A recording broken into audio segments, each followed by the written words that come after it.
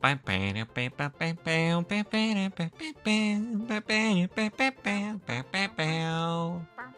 are now live. Hello, adventurers. Welcome back. Last time, our brave adventurers had gone on a little mission to pick up, or to hunt down, some wild boar. And last time, they started combat, and they were successful in killing the wild boar, except for a few nicks and bruises and maiming, mainly done to our dear boy. And we last left off with there being a rustling in the bushes. But now, time unfreezes, the venture continues, as we start the latest session of Orphans of the Feywild.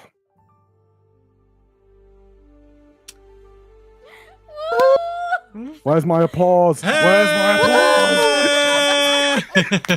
applause? Sing!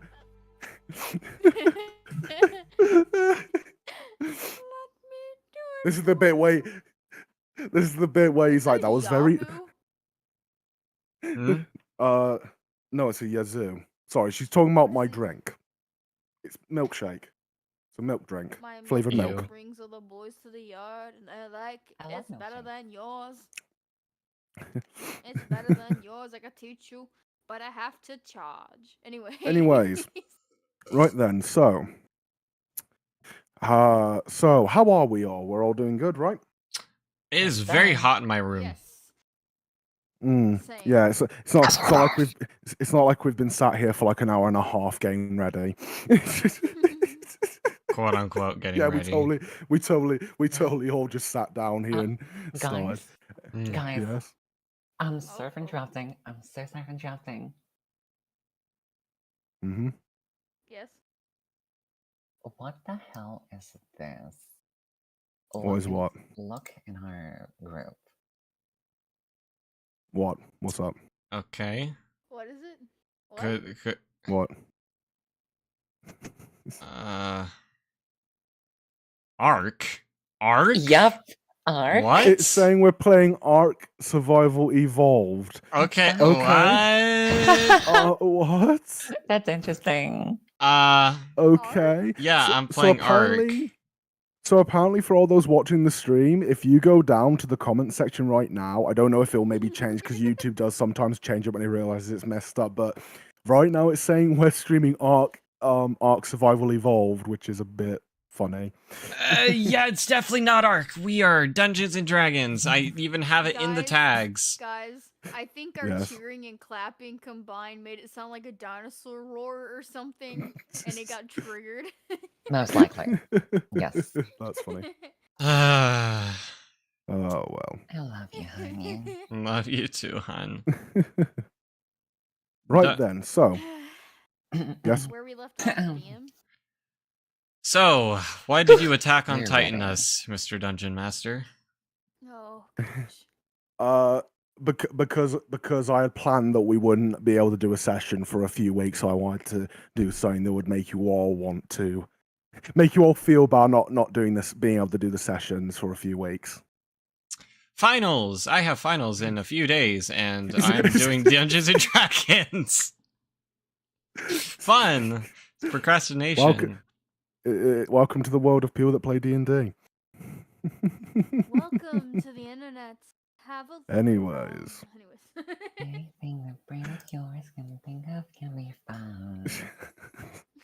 Anyways, so we are back. We are back in the woods. You have just felled the last wild boar, and you hear a rustling off in the distance. Huh. Okay. Also, just making sure everyone did put down their experience points from last session, right? I believe, yes. Okay, good.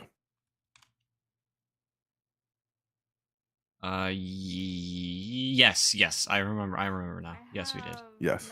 Very good. 176, so I assume we did that. Because I don't think I had that before last session. Very good. Very good.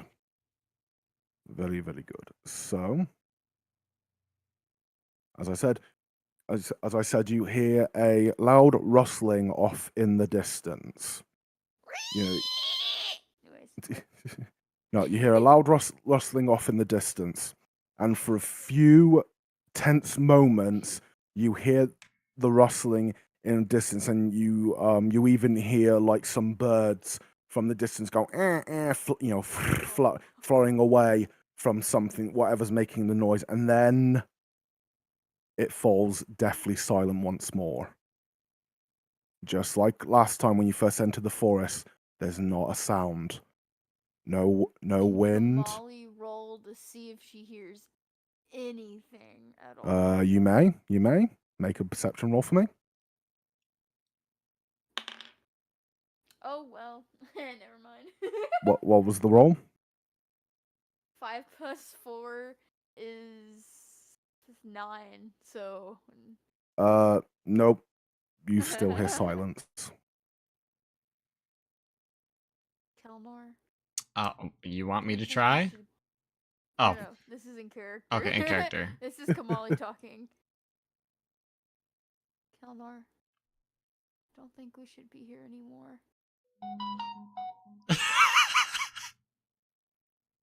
I know you guys didn't hear that, but my phone notification went off as soon as she finished saying that. Okay, I'm just gonna put my phone on mute. I put it on mute before we started. I don't think we should be here anymore. Bring. Oh, give me a second, guys. Yeah, what's up? Yeah, impending danger. Yeah, let's just finish this call. Very professional. Very professional. All right. Yeah, I mean, Welcome to my crackhead family. I think, didn't we say we were supposed to leave a bit ago, but then we saw the boars? Wait. Let me roll. I'm on the ground right now. Let's roll back for a second. Yes. I'm on the ground right now, exhausted, and I'm asleep.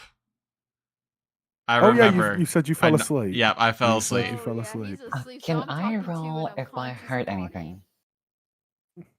If I heard anything unusual, Yeah, can I you roll can that? roll if you, yeah. Let him, please. I wanna May see I? If he can hear anything. What are you rolling for? May I roll to check either I noticed something or heard something unusual? Sure, if you really want to, go ahead.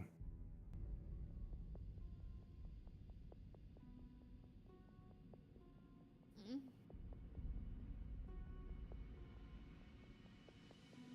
It's an 8. Nope, you do not sense anything strange or out of what you would consider out of the ordinary. Well, Sizdot leans over towards Kelnar and shakes him by his shoulders and says, "Wait, you're right there?" Which shoulders? Which pair? What? The human withers? pair of shoulders. The human pair of Shoulders or the shoulders. withers? No, if we're talking about your other half, it'd be called the withers. All right. Okay, no more shoulders. Actually, they're called the withers. I know my horse anatomy.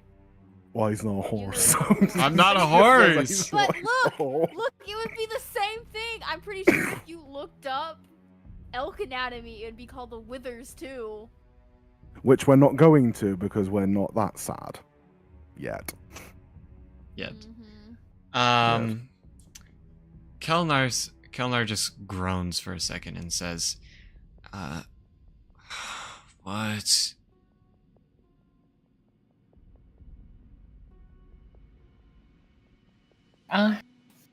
Says Dot, seeing that all of this is in vain, he just steps away, shaking his head. Yeah. He is not getting up anytime soon. No, I can get up. I'm just a little sore. Kelnar slowly but sturdily gets up. Still looking like he has strength. As he gets up, you both Sestar and Kamali. Sorry, Kala and Kamali. You tried to pick names are so alike. Sestar and Kamali. You both see the. You both see the bite wound in the side in Kalnar's lower body side. Of like of its elbow, you can see the blood kind of dripping and dampening the coarse brown fur of his lower animalistic half. You can see that he's still bleeding. Are you okay? Yeah, I don't think he looks okay. I've got something on my face or something. No, you got a bad gash on your side here. Just a scratch. Don't worry about it. Yeah, what he said, I'll be fine. Trust me, I've dealt with Want me to worse. heal that? No. That'll just waste energy for you. Let me. No. Kamali, No. you hear? No. I heard the rustling of whatever is going on over there. But how are you gonna get us out of here, or protect us, or protect yourself, or run away if you're hurt? Because this kind of wound here, my dear Kamali, isn't one that's too bad that I can't function. Alright, well, I'm fixing it. Dear DM, Yes. since all animals somehow reacted to something possibly approaching, could my beautiful Chucky Ivan have sensed the same? You're happy to roll for him, but since he here, let me quickly look up the stats for a rat.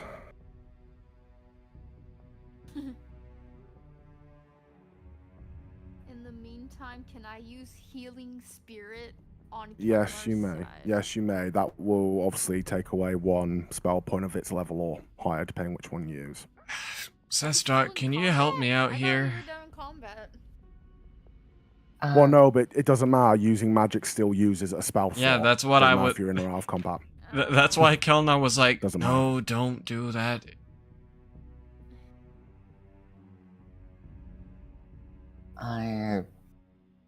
I'll leave both of you to it.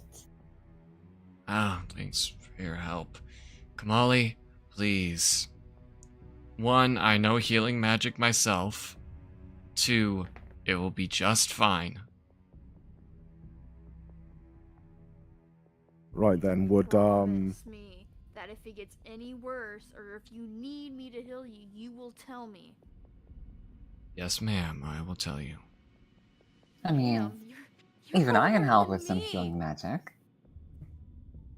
I will tell the both of you if that will get you all to focus on what clearly is more important right now. Whatever it is doesn't want us here or is watching us right now, so... Or maybe we it's can just wrap a this little big sucker- wild animal and we just need to go. Like the mommy boar or something, and these are the baby boars? Yeah, I'm kind of scared, so let's pick one of the babies up and get out of here. Who's with me? Alright. Kelnar just reaches up. Can I roll to see if I have enough strength to pick up? Ooh, what's your HP at, may I ask?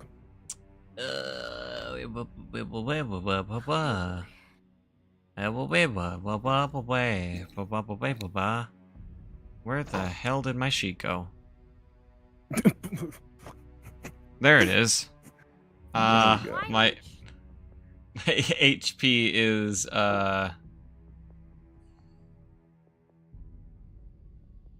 to find it. Is I don't should be remember right where- next to your AC, right at the hit top of points. the sheet one.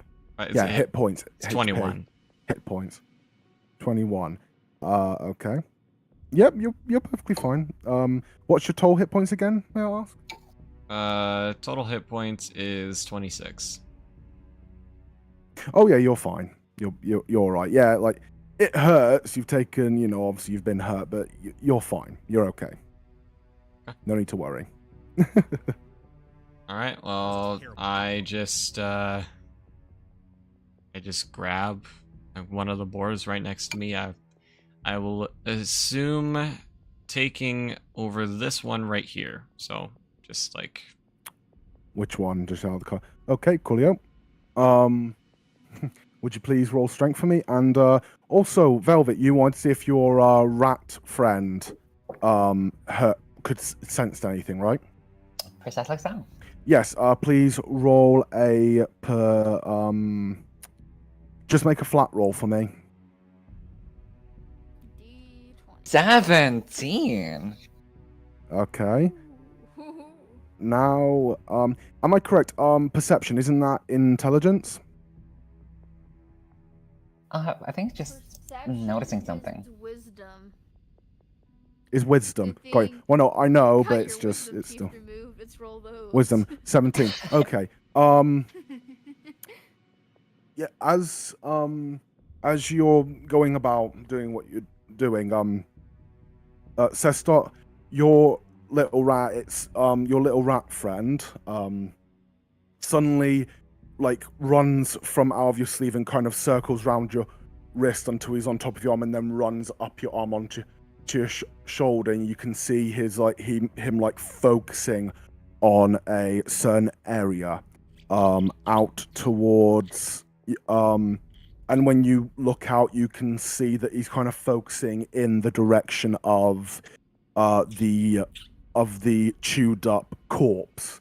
Not at it, but in the same direction that your eyes cross the corpse laid upon the ground that the wild boar were feasting upon, and you see kind of looking off into the woods, and he's not making a fuss or a noise, but you can see that clearly something's just got his attention that's in the woods. There's something, he's clearly just looking off into the woods. Something's like just piqued some of his senses, possibly. You knowing your pet can assume that, yeah, something's caught his attention. He only ever does this if something's caught his attention. Well, so I asked, like, what is little buddy?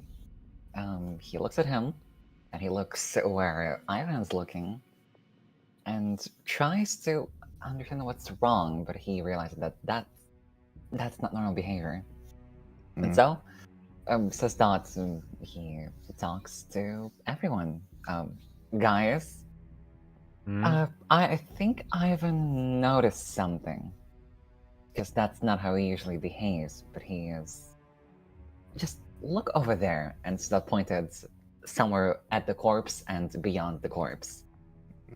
I think there's something turns her over head to there. look off in the woods. Her hair is like standing up on end. She doesn't like the thought of something being there or being watched. Kelnar, having rolled an 18, has the thing on his shoulder. Yeah, easily put. Yeah, you easily put the boar right on your shoulder. Easy peasy. Puts the boar on his shoulder and looks over towards the corpse, past the corpse. I'm gonna roll for perception. Yeah. As your one detail is, as your eyes go over the corpse, at first, you can now all clearly see that it is a human corpse. You can all clearly see that it is the corpse of a human. By looks of it, at first glance, you'd assume it's a man. But one thing that you all suddenly noticed is that brings into question the cause of death for the past individual. You notice that amongst the ground up parts of meat and bone and the intestinal tract that's been torn and shred from the open cavity of its stomach, you notice in its I know the visual shows him face up, but he's meant to be face down. Couldn't find a visual of someone face down. I apologize. But you see the body's face down, with the side of its stomach open, the entrails being spilled, but you see in its back, you see 3 long wooden shafts with fletchings on the end sticking out of its back. Fuck.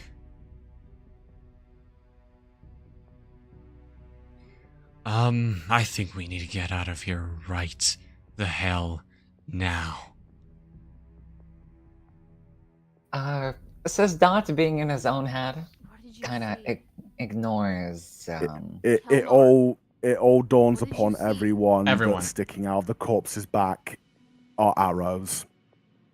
And Everyone you sees do. Yeah, everyone can see this. And I'm just saying it now dawns on everyone that sticking out of the corpse's back are arrows. Well, Molly's like, being in his own head and kind of ignoring the words of Kelnar, says that approaches the body closer, trying to get a better look at those arrows. Okay. I guess I'll move. Oh, thank you. Sestot, I did it for you, don't worry. what the hell As- are you doing? As Sestot gets closer, you're able to roll a perception check for me, please. And roll investigation. No, roll investigation, please. Investigation. Yes.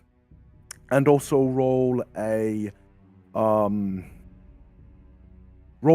history as well. Roll 2 rolls. Roll 1 for investigation, 1 for history, please. Yeah, that's 1, and that's 2.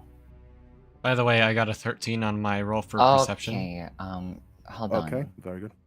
Okay, now character sheet. Okay, so first investigation, right? Yes. Okay, investigation is int, so +1. Okay, I have investigation 8, but Okay. history check. History is also int. History is 12. So Okay. 8 and 12. Okay. As Sestot goes over to the body, he's not able to identify the race of said creature, of said humanoid creature. All he can tell is that by the very exposed and torn muscle structure of the body, that it was indeed a male, and by the height and size of it would have been you can assume young male. You're going on assumption of just height. You assume it was like a young man. And looking at the arrows and the color of the fletchings, you're not really able to discern anything about them. You don't recognize the arrows. You don't recognize like the style of fletchings.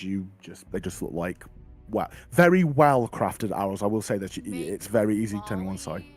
Walk over near Sestot Yep. and look Yes, at of the course. body? Okay. Yes, of course. And as she's doing that, I'm just going to quickly describe what Kaunar. Kaunar looking off into the woods. You rolled a 13, you said. Yes. Looking off into the woods. Once again, you look off into the woods, and though you don't see anything, you looking deeper into those woods, you just once again get this overbearing feeling that you had when you first came, the same feeling of you don't belong there and you're not wanted there. Just this overwhelming feeling of just, we're not wanted here. We shouldn't be here. Just a very unwelcoming feeling. You don't know how to describe it. You could almost say it's I'm not saying it is, but it's almost like a natural ethereal feeling, like you are being made to feel this way. You just feel this overwhelming feeling of, I shouldn't be here. I don't feel wanted here. Like you want to leave. Like it's almost like it's verging on like basically feeling like you should leave. Anyways, Kamali looks Mhm. down the body and says that. That's disgusting. Nothing we haven't seen before. Since Sesdot is now closer to those woods where Ivan was looking at, or actually, can Sesdot look at where Ivan is looking now, whether the corpse or something beyond the corpse? Yeah, by now, Ivan's kind of like switched over to like, it was on your right shoulder, he's kind of switched over to your left shoulder, and he's kind of semi-hiding, like almost, he's not fully on your shoulder, he's almost kind of like, he's basically, is like his tail's curled around Sestot's neck, he's kind of semi-hiding behind Sestot's like neck and head, but he's looking out from behind his neck and head, like I said, still looking towards the woods. His focus seems to be a lot less specific now.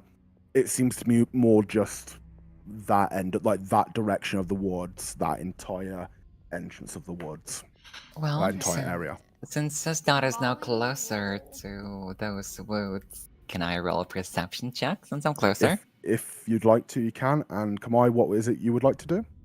Can Kamali roll to see if she notices any more about the dead body? Once again, roll one investigation and one history check, please.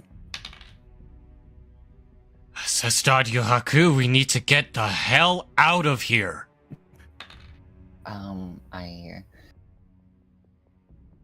I just realized that I have not put any plus points to my first. Oh. What was that? Sorry, repeat, Kamali. Did you say perception and history? No, investigation and history. Investigation. Yeah. Okay, flat 12 for investigation, and for history is a 9. Roll high.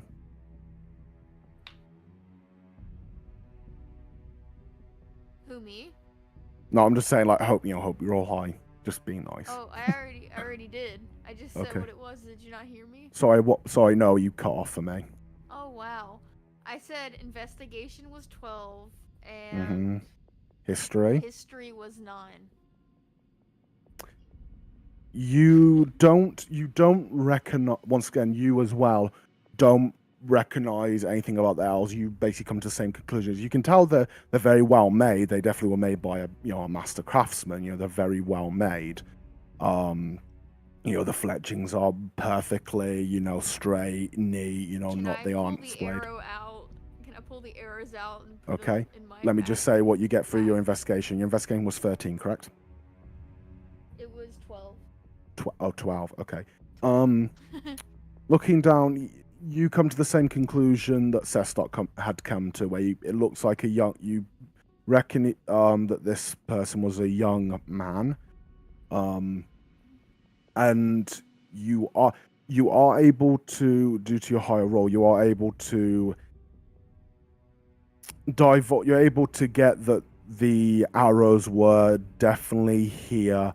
That due to how the ends of the arrows stuck in the body are all covered and in blood and all that's been smudged and all that, they were definitely in the body before the pigs had started eating, shall we say. Kamali looks up to Kelnar, now very concerned and uncomfortable. So I just realized that I forgot to add the funny numbers to my first perception check. Okay. But now I won't. I have gotten a 19. Okay. The funny numbers and stuff. Okay. Before I give the answer to that, I'm going to ask Kelnar. Yes? Would you please roll a history check for me? Alright. What is this history? Is it a +4 or +6? I don't know, we'll see. And also, do you mind rolling with advantage, please? Another roll? Yeah, so you roll 2 times and you use the highest roll. That's rolling with advantage. I think I know which one I taken for advantage. So you take the highest anyway because it's advantage. Disadvantage would take the lowest. So 17 plus +2, 18, 19. Well then. Makes sense for my character if you think about it. Yes. Kelnar is looking over to, once again chastise the other two and tell them that they need to leave. Your eyes catch a much more affirmed glimpse of the arrows. More specifically, the fletchings. You see the fletchings are a pale white, or a pale white in color, with green stripes running along it. So it's white with green stripes kind of going along the fletchings outwards. Really quick, out Mhm. of character, Mhm. fletchings are the feathers or Yes, are the fins on the back feathers of the are arrow, the feathers correct? on the Okay. back of an arrow. Yes, they're the feathers. The feathers. There's what. It's what helps them. Just Actually double go checking. further. It's all right. It's all right. You are correct. They are the feathers, the guiding fins on the back of the arrow, or in this case, the feathers. Yeah, and you see they're pale white with green stripes going outwards, and Kelnar, just like when you first saw that symbol, your blood runs cold again as you recognize these fletchings. You know that those are the fletchings of elven arrows used by elven soldiers. The same soldiers that flew the banner from your memories. Turko, we need to leave right the fuck now! Get over here now! Both of you! And Sestar, as you look out into the woods, at first you just, you see the woods as it gets further and deeper. It gets dark. It looks very dark. But then suddenly, your eyes catch a glimpse of two glowing orbs in the distance that you recognize as being a pair of eyes. And they're looking right at you. Can I roll to try to quickly grab the both of them and drop the carcass? Well, If you wish to, you can drop it, and you can. before that, if you wish. Better roll good. Says go on. that notices that, and Mhm. his heart goes into, just leaves his body. He Yeah. freezes in place, but then he takes a few very slow steps back, kind of hovers his hand over to Kamali, and quietly saying, "We have to go right now." Alright, I'm rolling to grab them. Okay. I say Fuck. Okay, go on. probably. What'd you roll? I can't. I got a 4. Oh no. Add your strength. I'll say add your strength. You Alright. can add your strength to that roll. +2, 4, 5, 6. Oh wait, no, no, not my saving throw. Never mind, sorry. Oh, sorry. Okay. Yeah, no, it's not your saving throw. It's just your straight stat, Mm-hmm. which would be 4. 4. My strength for my saving throw is 4. So Yeah, well- 8? My strength for So- my normal modifier is +2. Yeah, so add that to your thing. What is it Mhm. overall? 6. 6. Okay, so I'm just making sure. Because you mentioned your saving throw. I was like, oh, have you had your saving throw? So it's 6. As Kalnar drops one, he comes over to obviously come and, pick them up. You as you go to pick them up, you suddenly feel the pain from the bite wound in your side, and you as you go to pick them up, you feel you feel like all the muscles around that part of your body like tense up, and it kind of makes it so that your body locks up a bit and you're not really able to lift them up. Which means we shall move you over here. And as you all are preparing to get up and leave, suddenly from the brush you see a very large shape, a shadowed shape start to move forward. And as it slowly moves its way closer out of the tree line, you see something very frightening. you see. God damn it. You see the biggest boar any of you have ever seen. It's standing exactly 6 foot high and 10 foot long. It is a massive boar with large yellow eyes and tusks, more akin to something that would belong to what we would call an elephant than a wild boar. Oh wow. And it steps forward, and you see it kind of step out, and it kind of gives feel, and whereas the other ones were simple little little sorts of that, with this, when it breathes, you can almost feel the air around you being sucked in by its large snout. And you see it kind of, it sniffs the ground a bit, and then slowly its eyes come up to look at you, Frey. And then it looks to your right, then to your left. And as your eyes trail to where it's looking, you see it's looking at the other wild boar.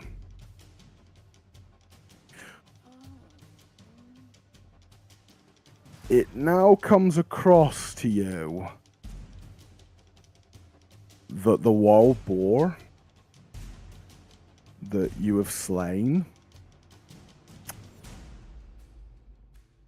may be related to this one somehow. No, they are babies. Suddenly, with a squeal that is ear-piercing, with an ear-piercing squeal, it roars out, and it stomps its hooves onto its little hooves onto the ground, and you feel like the earth below you kind of shake a little as it roars at you, and you see it starting to, scrape up dirt with one of its legs, and it slowly bows its head down, steam seeming to burst from its nostrils as you see it getting ready to charge. Get on my back right the fuck now! Can this not quickly draw his light crossbow and fire at that thing? Oh my god. You can if you want. Kamali hops on Kelnar's back. Make a is Cal not going to be helping her get on? Because if not, then she doesn't have to roll. If not, then she does. Wait, if I help her, she doesn't have to roll. Yeah, if you help her, then I'll class it as you just, yes, I will help her. Lift her onto your back. Okay, that's fine. So, yep, Kamali hops on Kalnar's back. And Sestot, are you sure you still want to fire a crossbow out? Absolutely, that's a huge freaking jackpot. Oh my god. I swear to God. Okay. Roll. You can roll your attack. I'll allow it. Roll your attack. Since it's still standing there, scraping the ground, getting ready to charge. So you may roll your attack. I need to roll a d6, right? Emily, tell me what spells you have. Oh, it's a hand crossbow, honey. I said, Emily, tell me what spells you have. Yeah. Okay. Okay. I have. Message I'll let them to just me. quickly run down the spell. Light. Oh. Okay. Callum, Okay. So no, you roll a d20. Yeah. And you know how on your sheet, next to where it is in attacks and weapons and attacks and spells, that little section there. I see attack bonus. Yeah. So ATK. Yeah. ATK bonus. Yeah. Yeah. That's what you add to your roll. So you roll to see if you can hit them first, and then you roll damage. Okay. So first I roll to hopefully hit them. Yeah, see if you hit them first. Under d20, right? Yes, d20 as always. I get an 11. Okay. So is that your total score? Oh, do I add anything? Yeah. So remember, in the little box it says attack and spell casting. A bonus. Yeah, ATK bonus. ATK bonus. Yeah. If that's So the next case, to where it says, Yeah, Yeah. 17 then. 17. 17. It hits. Roll your damage. Next to it, where it says damage/type, that's the damage you add to Yeah, it. So I you need roll to the roll a dice and then you add D6. damage to it. A d6, and then you add whatever plus modifier you have on it. That it should say next to it. It should say 1d, whatever the dice is, and then it should say plus whatever, and you add that to it as well. I feel so happy and lucky because I get a freaking whopping 10. Not 10 even kidding right damage. now. Oh, I mean, that's... I don't think I can get higher. Well, no, I'm just saying, like, you got 10 damage. That's your Yeah. total. Well, So- Decent, not gonna 6? Well, D. So you roll the dice, and then the bonus next to the dice, you add that. So it usually says a +4 bludgeoning, Yep, piercing. plus 4 plus piercing, and I rolled a 6. No, I think we're getting confused here. Oh, okay, let me show you. So- Let me show you. So Here, you've here. rolled to hit, and when you roll your damage, you roll. So what does it say? It says D what? I rolled a D6, and I got Yeah, it a says 6. D6. And and a 6. there I have to plus 4 and plus piercing, so it's a 10. Plus Yeah, so you piercing. add the +4 to it, and that makes it 10. So yeah, you roll Yeah, 10 yeah. damage. Okay, you've got it. That's good. Don't worry, we've got it then. I was just trying to make sure, because I know combat can get it. So 10 damage. Wow. Nicely done. Thank you. Very, very nicely done.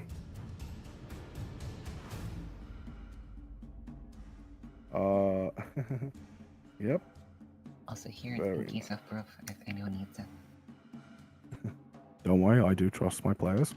Right then, as Sestop pulls out his crossbow, takes aim, and then shoots off. You see the bolt go like whistle through the air, and it hits the boar. It hits the boar right in one of its very large, muscular shoulders. It goes and hits it. And the boar doesn't even let out a squeal. It buries right in. You see blood kind of pop out and then kind of dribble down its shoulder, even going down the leg that's kicking up dirt, but it still stands and it almost Oh, seems get to on his back. like you hitting it seems to have not made it want to stop. It seems to have only powered on more because as it You does it starts crazy? kicking faster. I'm gonna do it. Move. I'm gonna do a smoke spell. I'm gonna use my smoke spell. Okay. Before you do, can I quickly make another shot? Take another shot? You've No, already done your no, turn, no. hon. No. No, we haven't done turns. I was allowing him that because basically as soon as an attack is made, that's when combat's initiated. I He's just see. initiated combat. But now what I'm saying is, are you all going to run or are you going to stand your ground? So if you stand your ground, I'll start combat. If you're going to run, then... So it's up to you lot. Okay, I'm going to use my my smoke bomb spell. Okay. Your smoke spell, yep. Spell Have you got spell slots for that? slot. This Just music check that your I have is not making this any less tense for me. Where's the spell slots? I don't remember. Remember on the spell that has like magic and all that? It's like, it should be the... Ah, It's I the have two second sheet. slots. You have 2 spell slots for in... So what level spell is that, might I ask? That's a 1. Level 1, and you have 2 level 1 spell slots. Uh-huh. Right. So just make a mark next to it so you have spell slot total, and then you have slots expended, I should say. So just put a 1 in there just to show that you've used 1 spell slot. And then obviously when you have to put in a 2, that means you used your 2 first level spell slots. Mm-hmm. So you want to use your spell. Okay, so how does your smoke spell work? Please inform me. It's a fog cloud is how it's called, and Okay. it's a VS, so a verbal So- and a sign, Somatic, right? which means you just need to make a gesture. No materials needed. Thank goodness. All right. What area does it cover? I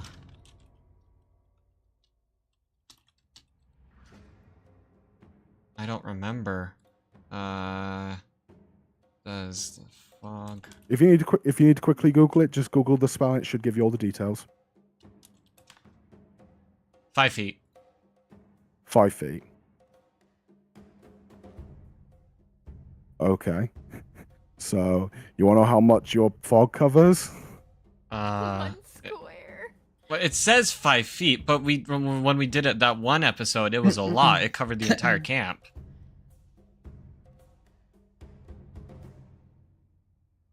You said 5 feet. That doesn't make any sense then. I'm trying. Wasn't there like another factor or something? Wasn't? I swear there was another factor or something. Kamali's magic. No. All my magic did was summon a fire bear. I remember. 20-foot there was- radius. It's a 20-foot radius. I found the But- D&D Beyond website. 20-foot radius. Thank you. But didn't you need to have a source What for was it? smoke? No. No. Okay. No, it's VNS. So what was the name of it again? I'll check it just to make sure. What was the name of the spell again? The spell is Fog Cloud. And on D&D Beyond, it says 20-foot radius. Mm-hmm. So.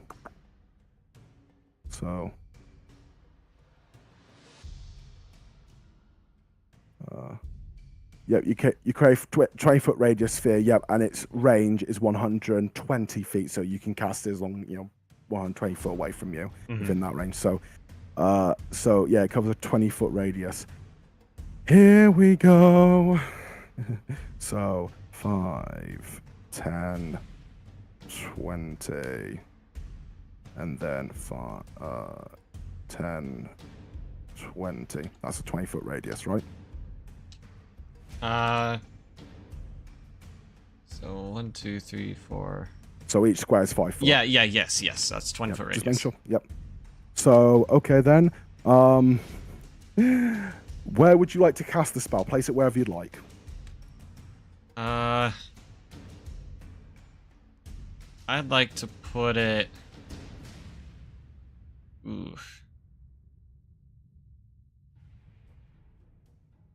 Like right here.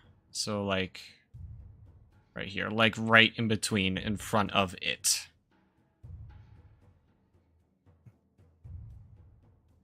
I think that's a bad idea. Huh?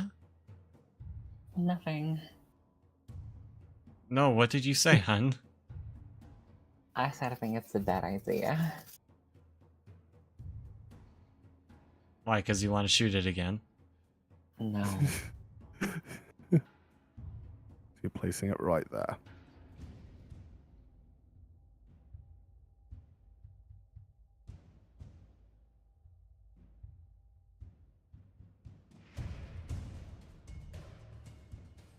Now I need to roll, right? No, you don't. Oh, I You've don't. casted it. Okay, sweet. Nope. This is a spell where you just cast in. There you go. So, yeah, you create a 20-foot sphere fog center on a point within range. The sphere spreads around the corner and the area is heavily obscured. It lasts for a duration to a window of greater at least 10 minutes. Disperses it. Yep. There you go. So, there you go. You've created some fog. So please role play. What do you do to cast this spell? Cover us! And I just wave my hand. That's it. Yep. Suddenly, out from nowhere, like out from the very grass itself, that mist that you saw a lot, like covering like up to your knees in the forest, suddenly seems to spread out from the forest and create like a billowing orb, or like almost a wall of it in front of the boar. You can no longer see the boar through the fog. All you can see are 2 burning yellow eyes, and you can 2 burning yellow eyes. Kamali, grab him. I grabbed. No Trevor, need. Drag him. No need. Just Testdot runs over to Kelnar while also stuffing Ivan into his jacket even further. This was not a good idea. Yeah, Look at the fucking size of that think. one. I don't care how big it is. It's bigger than me. But We it's need to go. money. No, we need to go. I Bigger say than we leave me. the boars. Let's I go. love how you're like, it's bigger than me. You idiots! But what about the money? We need it. Who cares? I'd rather go back alive than have the money. You ain't got the nerve. The bunch of You you. only Look. live once. We are I would running out of rather time. go Get on my back dad back. I'll grab one of the boars. Let's get the fuck out of here. Okay. Sazdot wishes to run over to the nearest corpse of a boar to grab it and then hop on to Kellner's back. So which one? What do I... Which one? Purple one over here. The purple one. Purple. All right. Right here, I'm assuming. Yes. Oh god. All right then. Let me I quickly was- just check something. I was saying get on my back and then we'll grab it. I'll grab it and then we'll go. Oh my god. Also, I'm learning Elvish swearing. Nicely done. I'm very Why? for fun. Cause why not? Oh. So 20. So that would be so. This is the fun I have. So what count is that? So what? So that would be 10, 20, 30.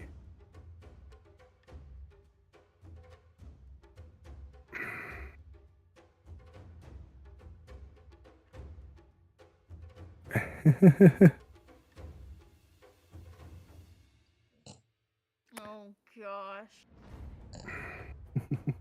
Maggie has come Um, to observe. Sestot, Yes. what's your AC? Oh. What's my AC? Yeah. What what's your is AC? Oh, armor It should be class. next to your health. Yeah, armor class. Yes. It's 15. Oh my god. 15? This might be your lucky day.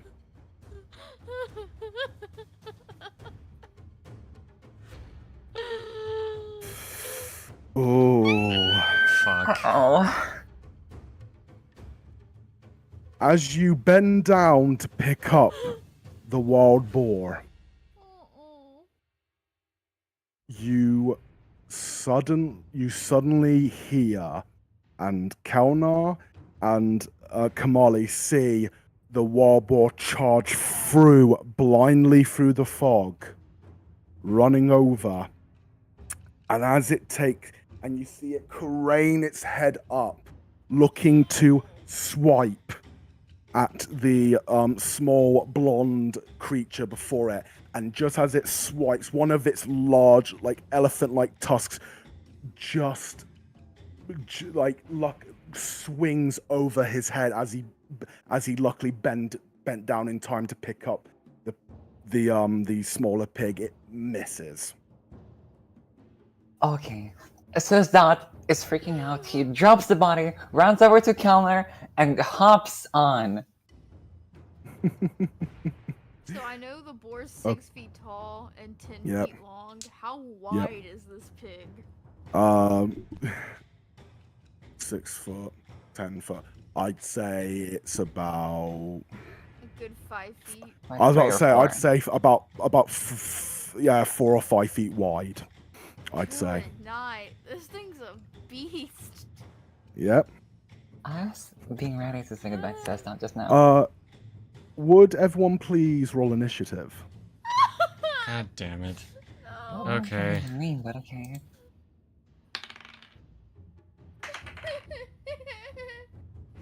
Oh dear. Okay, and what's Not the enough. modifier again? It should be next to your Speed and armor class. yeah, yep.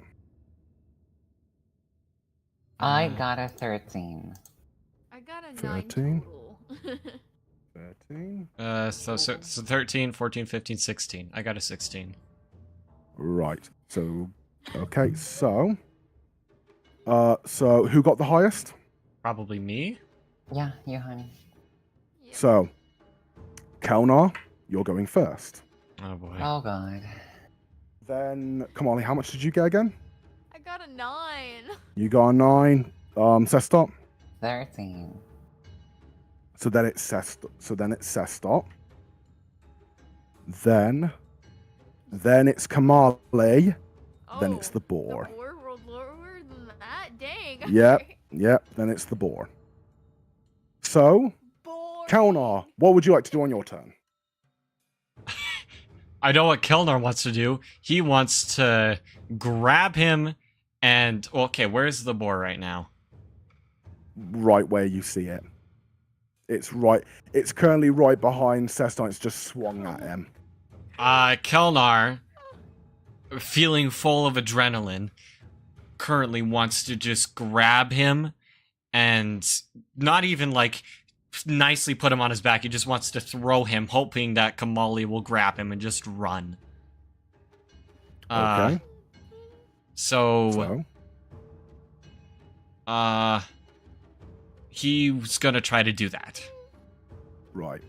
So I'm assuming what you want to do is run past him and have Kamali try to grab him?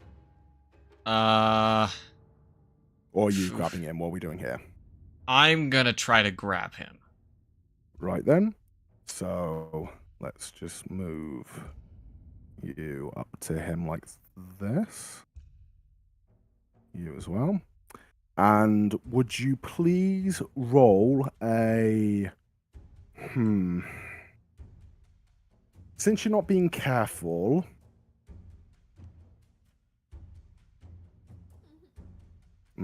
Okay, which sounds fair? Which sounds fair? A strength check or a dexterity check? Which sounds fair? For what you're trying to do.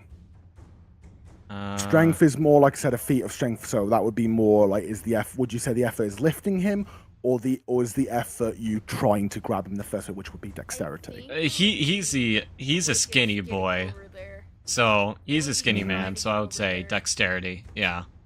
Yeah. Okay. Roll dexterity then.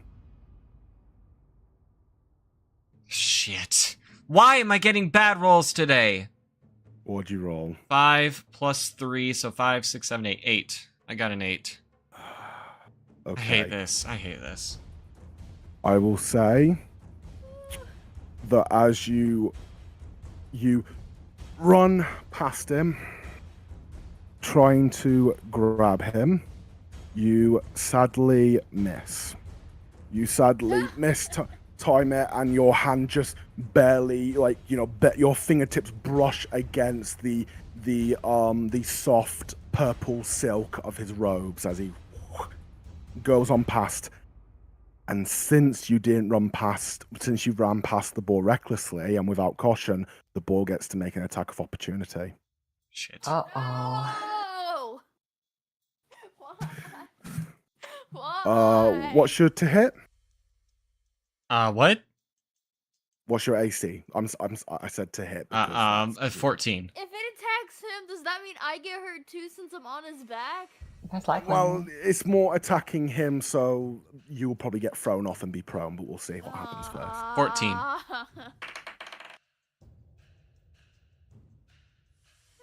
Oh no. Why, Keldar? Is it 20? Is it a 20? Honey, Yes. Oh. what do you get?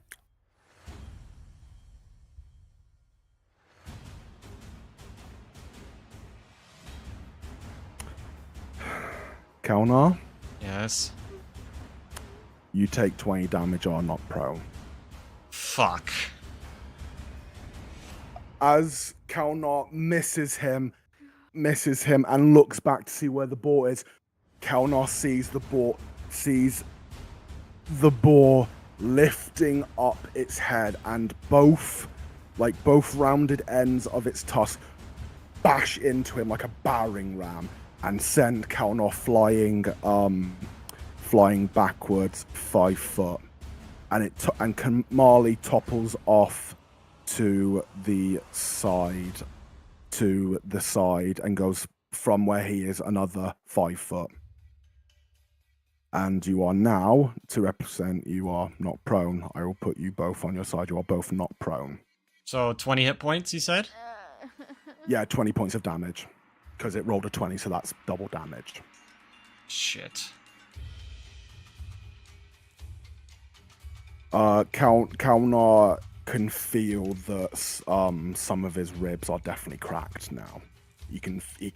As he was hit, he heard like a loud crack, and he can definitely feel a very bad pain in his side. I'm at 15 hit points and 0 armor. No, you don't. No, your armor doesn't go away. Oh, then I'm at 1 hit point. Oh my god. Yeah, your armor class just defines.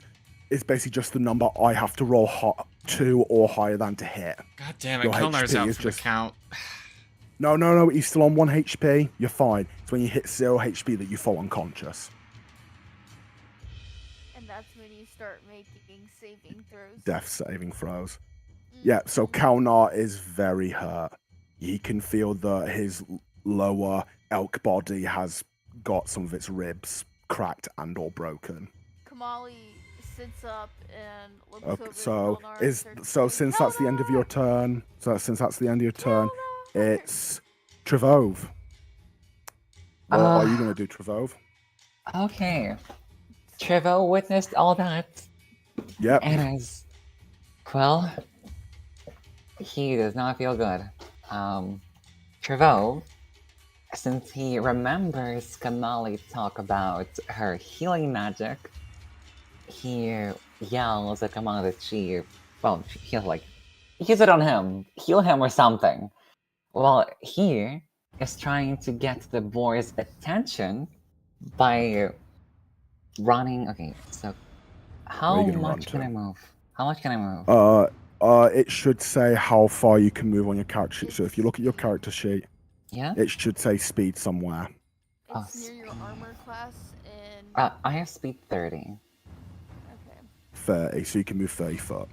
So each square is, so to put it simply, each square represents 5 foot, Okay. so You 5. move So I can Squares. 6 times. you can move 6 squares. Yeah, you can move 6 squares. Okay. You can move 6 But squares in I one turn.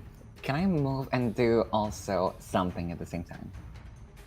So what you can do is you can move, do something, and then move again if you want to. You don't have to move your full length. You can move and then do something again.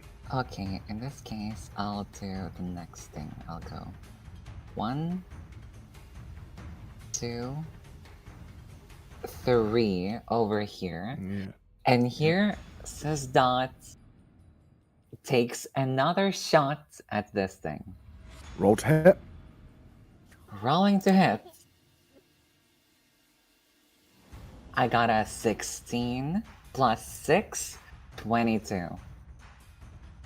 Yep, you definitely hit. Thank You God. definitely hit. Now let's see how much damage I deal. Yep. Okay, I deal 7 damage. 7 damage. Give me Plus a piercing. second. Yep. So you rolled a 7 and you added the piercing damage onto, I'm assuming, right? Well, I rolled a 3 plus 4, 7, and piercing. Yeah. That's the piercing damage. That extra is the piercing Oh, damage. yeah, then yeah, I have 7. 7. So if I quickly.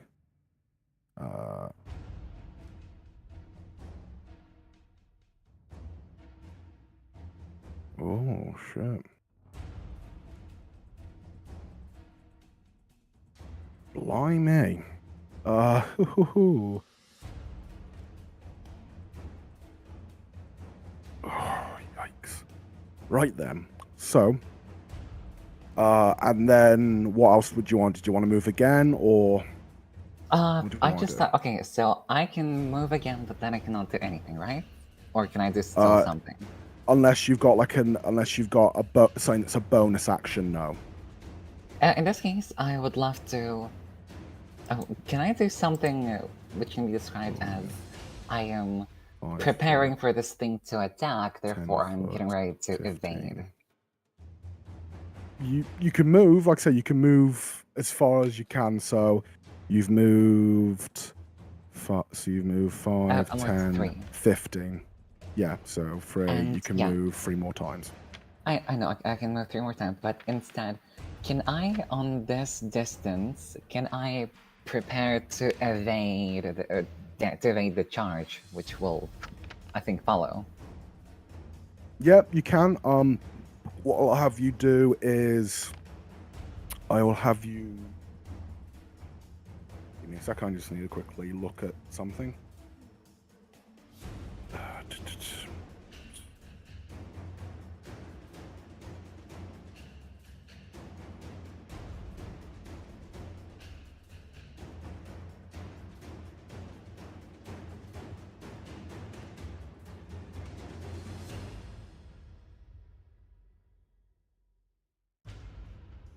Yes, you can do what's called the dodge action. So, until the start of your next turn, any attack roll made against you has disadvantage if you can see the attacker, and you make a dexterity saving throw with advantage. You lose this benefit if you pass it or if you drop to.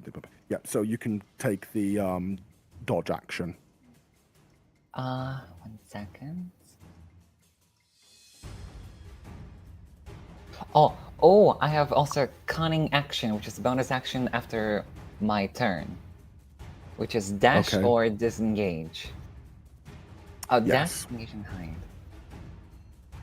Yes. So.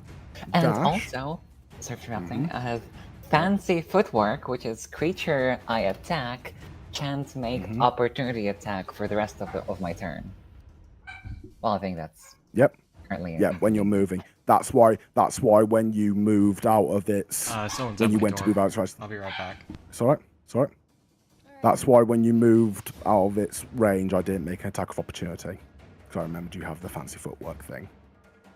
Fancy feet. He's over there, like, Yeah. tap dancing away. Okay, and let me hold on. I have another called okay. Rakish Oh, of Destiny. oh no.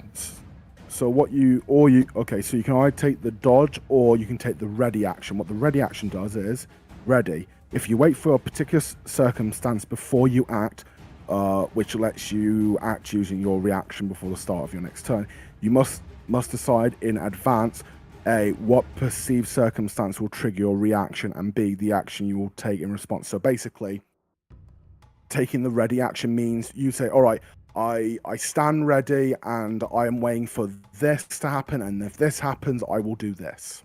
Understood. So right now, if you want to take that action, you'd say, I am waiting for it to charge at me, and on it charging at me, I will dodge out of the way. Okay, so since I have a bonus action, can I move a bit more and then do that? Yeah, sure, you can move. Where do you want to move? Okay, wonderful. If that's the case. Okay, so you can move 3 more squares. Yes. So 1, 2, and once again 3 over here. Wonderful. Oh, let me just move a bit more to the center. Yes, nice. Yep. So I'm here. Very good. And then, well, obviously I have a clear sight on this thing since I shot it. I take the ready action and I'm getting getting prepared for this thing to charge at me. And well, since it's charging at me, I will dodge to my left over here. I'll dodge here, trying to hide behind trees. I understand. Give me a moment.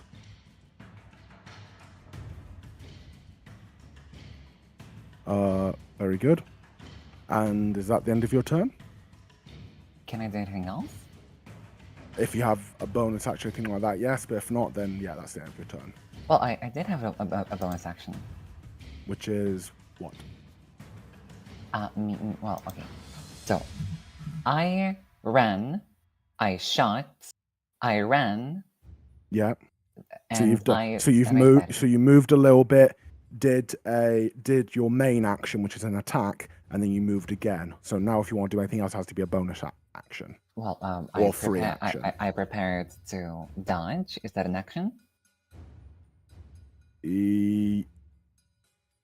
Yes. If that's the case, well, that's all that I can do. Okay. Fair. Give me a part.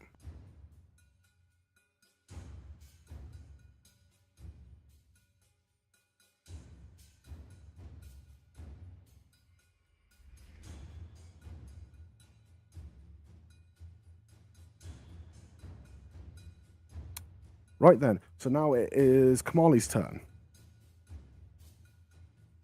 Oh boy. Isn't my honey not here still? Yeah, he's not, but he said it was someone at his door. If we get round to his turn, I will hold it. Okay. Okay. In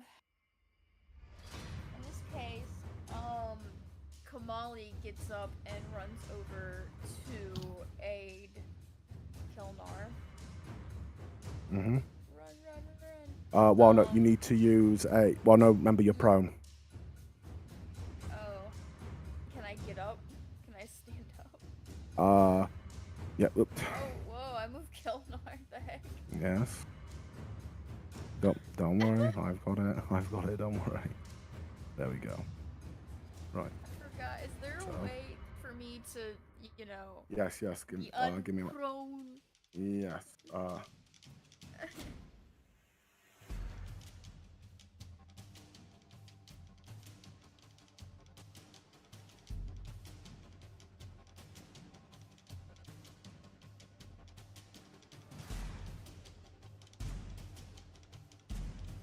Right. So when prone, you can either crawl.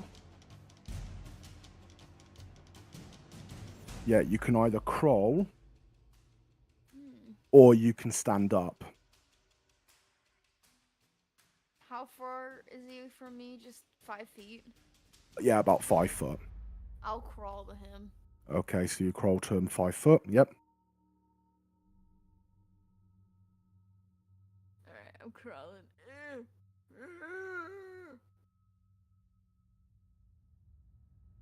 And then once I'm there, I would like to cast Healing Spirit, Okay. which is kind of like a Patronus in a way. Mm-hmm. Yes. Oh, this is the last time I can use one of my second level spells. Crap. Oh, have you got any third level or anything like that you could use it on, or? I don't have any third. I just have cantrip first and second right now. Oh, so okay, so you have to cast it with that last second. You sure you still want to? Yes. Okay. So So with that- mark it. So remember to mark it, so that you know you've used it. So so you've used all your seconds. So make sure you mark that you've used this amount that you know you only have.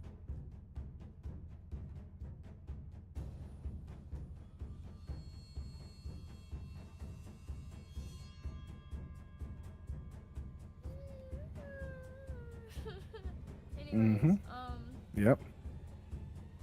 with that, Kamali casts Healing Spirit and sends a dragonfly to start healing Kelnar's wounds. And what do I roll for Healing Spirit again? If you have the description, you can see what you meant to roll. Healing Spirit.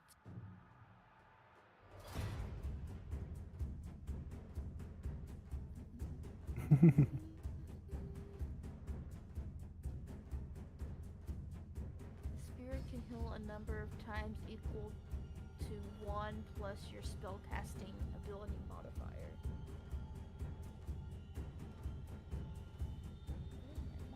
Is that So if you look up there, wisdom, right? yeah, in spellcasting it tells you. So if you look at what your wisdom is, it's Plus 4. So then it would be. What did I roll though? So read it again. What does it say? You can cause the spirit to restore 1d 1d6 hit points Mm-hmm. to the creature. Yes. No action required, apparently. Yeah. Constructs are done.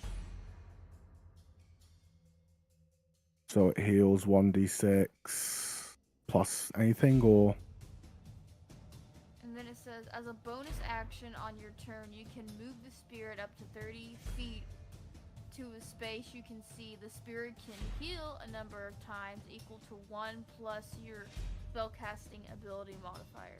gotcha. Gotcha. So I roll a 1d6. Mm-hmm. And that's yeah.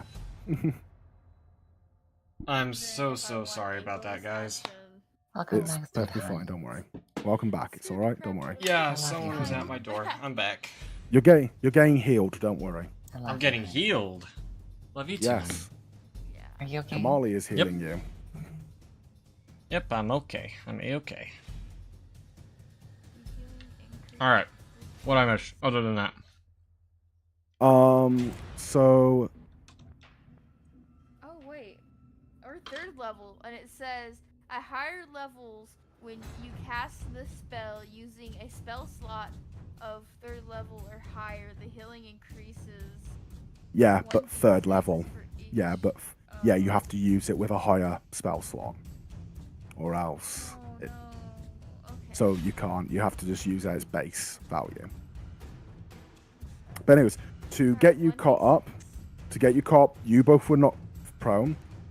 So then, Cestar, in a moment of bravery, he once again aimed his crossbow and shot the wild boar, landing another shot. This time right in its side, and he quickly, while he ran round to its side, shot it, and then ran off again, and is now standing ready for its charge. Okay. And now Kamali has crawled over to you and is using her last spell, a 2nd level spell slot, to heal you. Okay, so what does that put me at then? 3 times.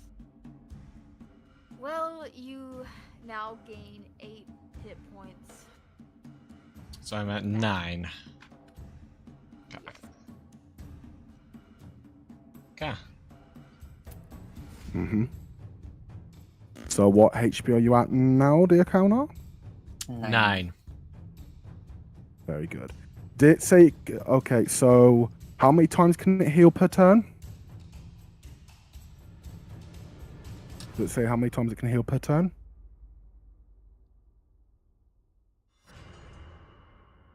Emily? All for- Ah. I'm reading. She's answering. She's reading it. A lot of reading, isn't there? Mhm.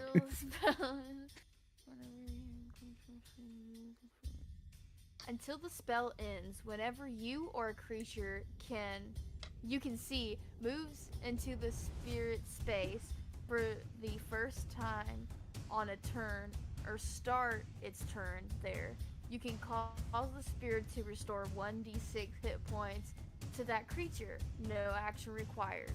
The spirit cannot heal constructs or undead. As a bonus Gotcha. action on your turn, you can move the spirit up to 30 feet to a space you can see. The spirit can heal a number of times equal to 1 plus your spellcasting ability modifier, in my case, Wisdom. After healing that minimum of 2? Is that what that means? Pardon? After healing that number of times, the spirit disappears. So I can only heal him twice. There's a minimum of 2.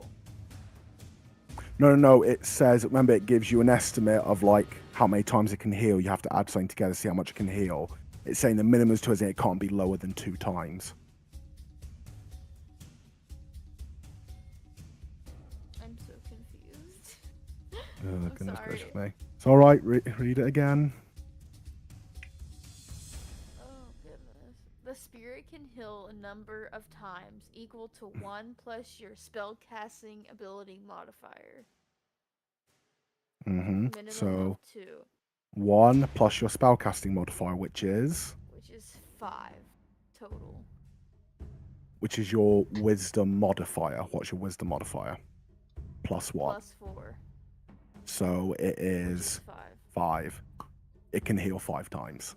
It can heal someone 5 times before dissipating, but that's either someone who moves into its space or is in its space at the beginning of a turn. Can I still heal Kelnar then? Yeah, you have. Yeah, I've let you do that as an action. I've Okay, counted as an okay, action. Good. Second roll. No, you can't roll again.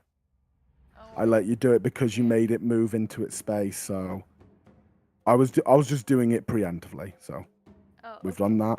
So you've casted a spell. And a dragonfly Has killing appeared. Kelnar. Give me a moment. Uno momento, por favor.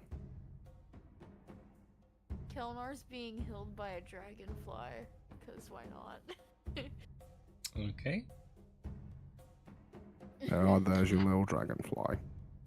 Yay! That is healing you. It heals you. It's an orange dragonfly. Be quiet.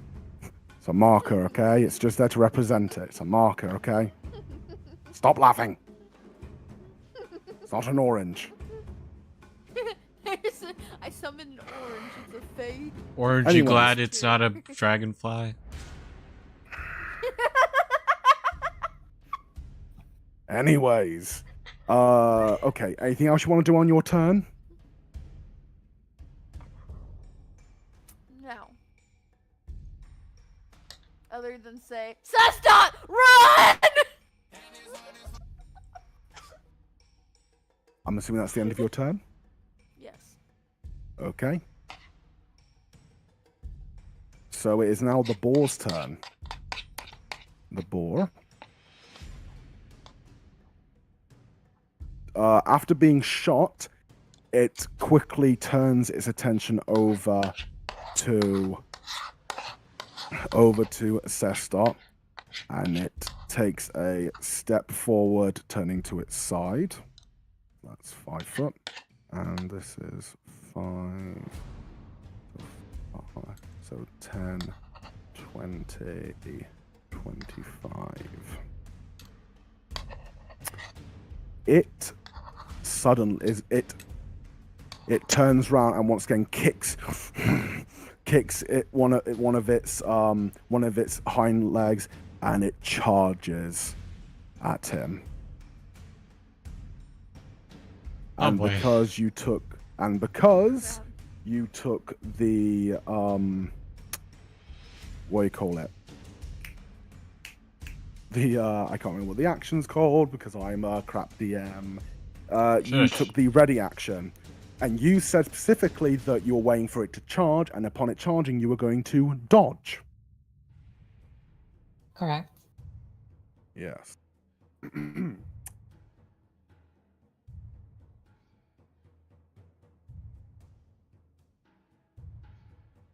Right then. So, since it's charged and run up to hit you, I'm going to roll with disadvantage.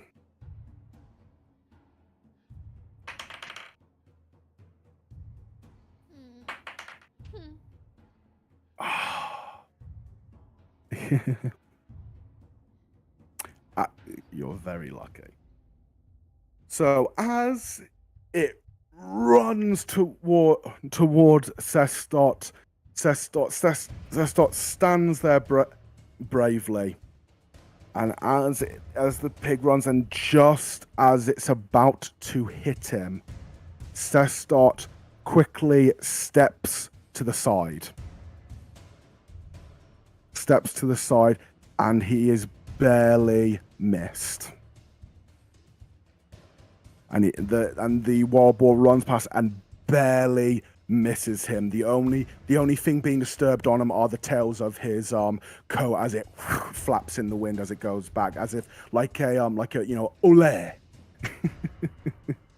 And it runs past him missing. Very good. Now, and that is the pig's final. That's the pig's turn. We're now on to Kalnar. Kalnar, how much was he healed, dear Kamali?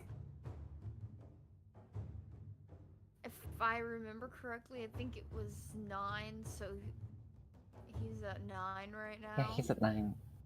Is that 9 I only health? got healed Because- once, right? Yes. Yeah. Yeah, you only But got now- hit once, Yep. so you're Roll fine. again because he is now starting his turn in the dragonfly space. So roll. See how much he gets healed again. Roll again. Oh god. Yep. Can I take what I rolled previously? No, you have to roll it again. You have to roll it each turn. Uh,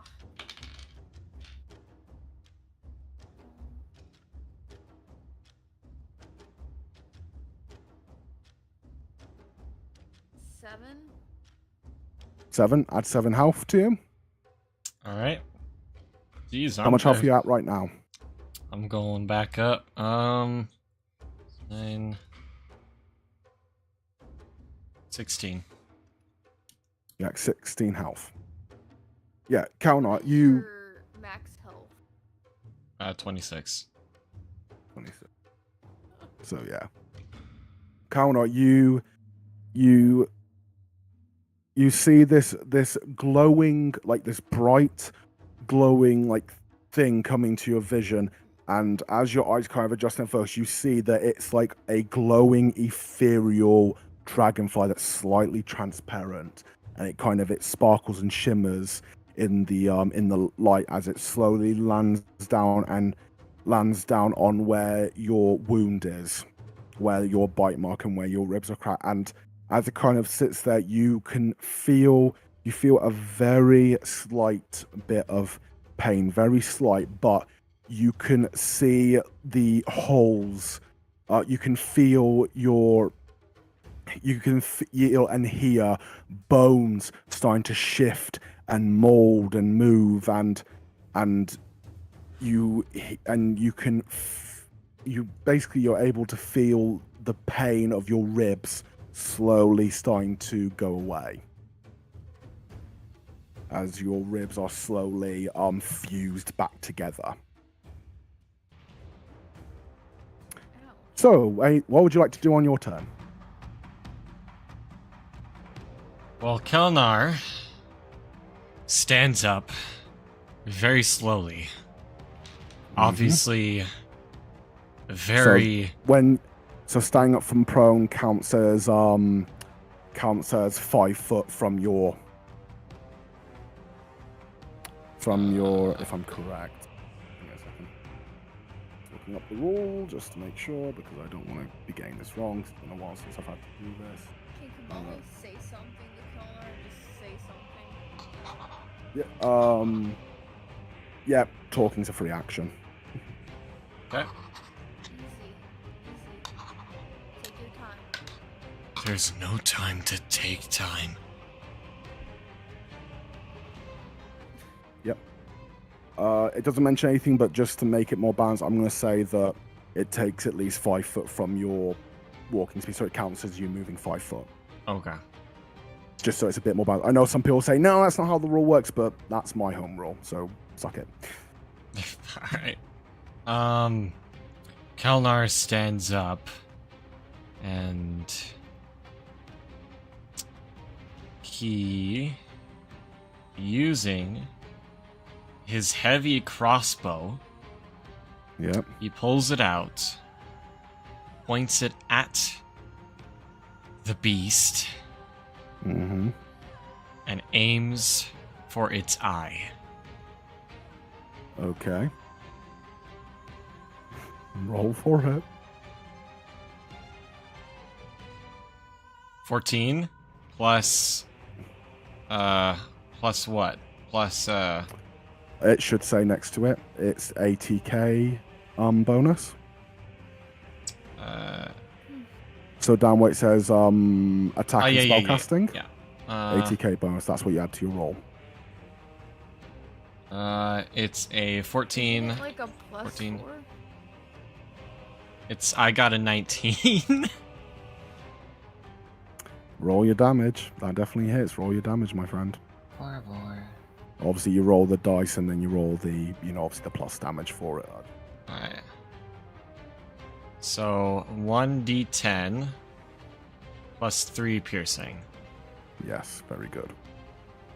I got a 4.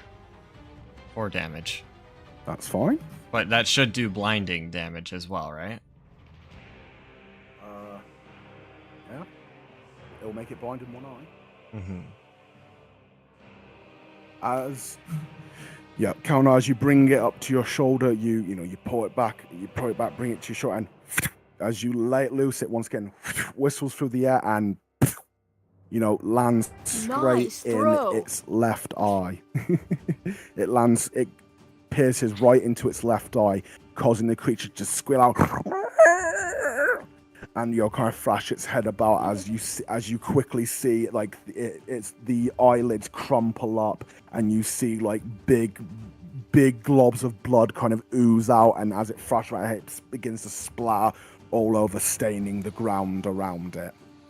I'm sorry, Sestat. I bet he's like right there, right? Yeah, he's right next to it. Honey. Ew. Ew, he says. Ew. I'll be honest, I like that image of Kelnar being thrown across the ground, standing up, and immediately, with very woozy motions, points his crossbow at it and shoots a significant shot in its eye. Very nicely Blood done. splatters everywhere, and then Sessadot's just like, ew.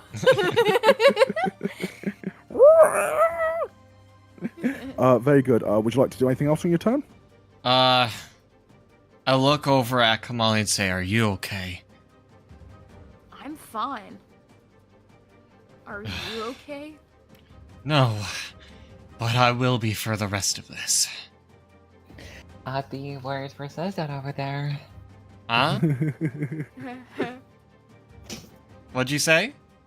I said that you should probably be worried for Seth not over there next to Yes, that that's not thing. the boar tangoing right now with his fancy feet. Sounds like a Tuscan Raider.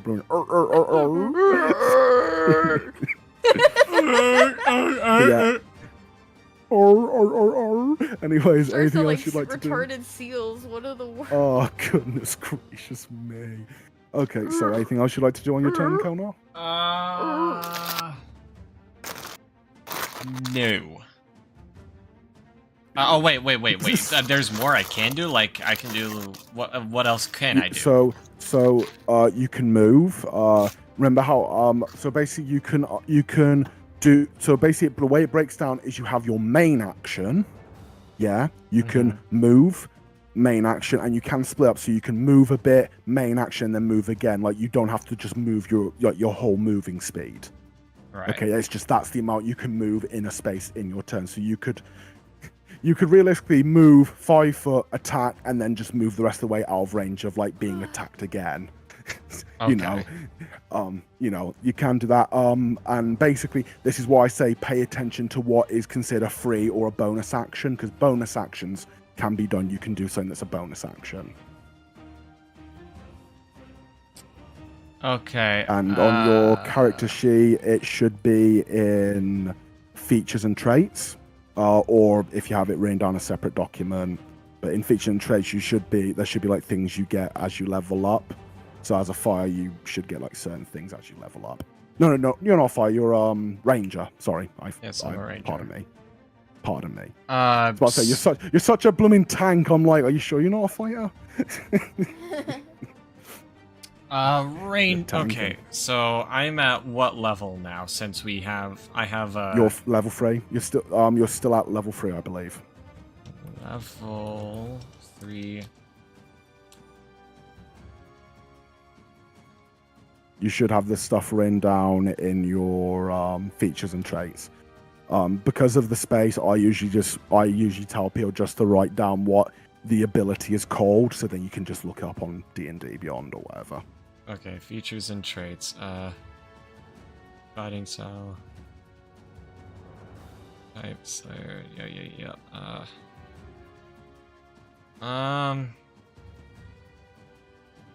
I'd say Kelnar Mm-hmm.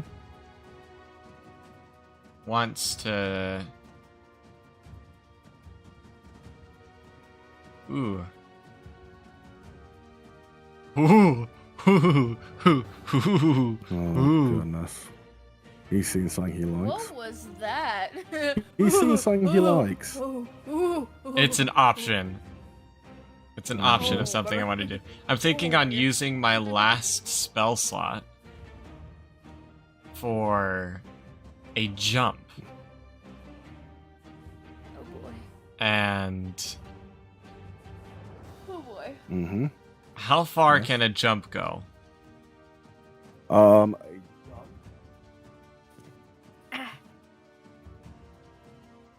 me look.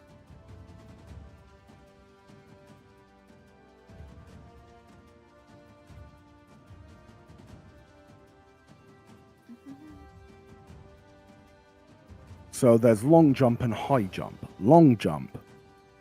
Move 10 plus feet and jump a number of feet up to your strength score. When you make a standing long jump, you can leap only half that distance.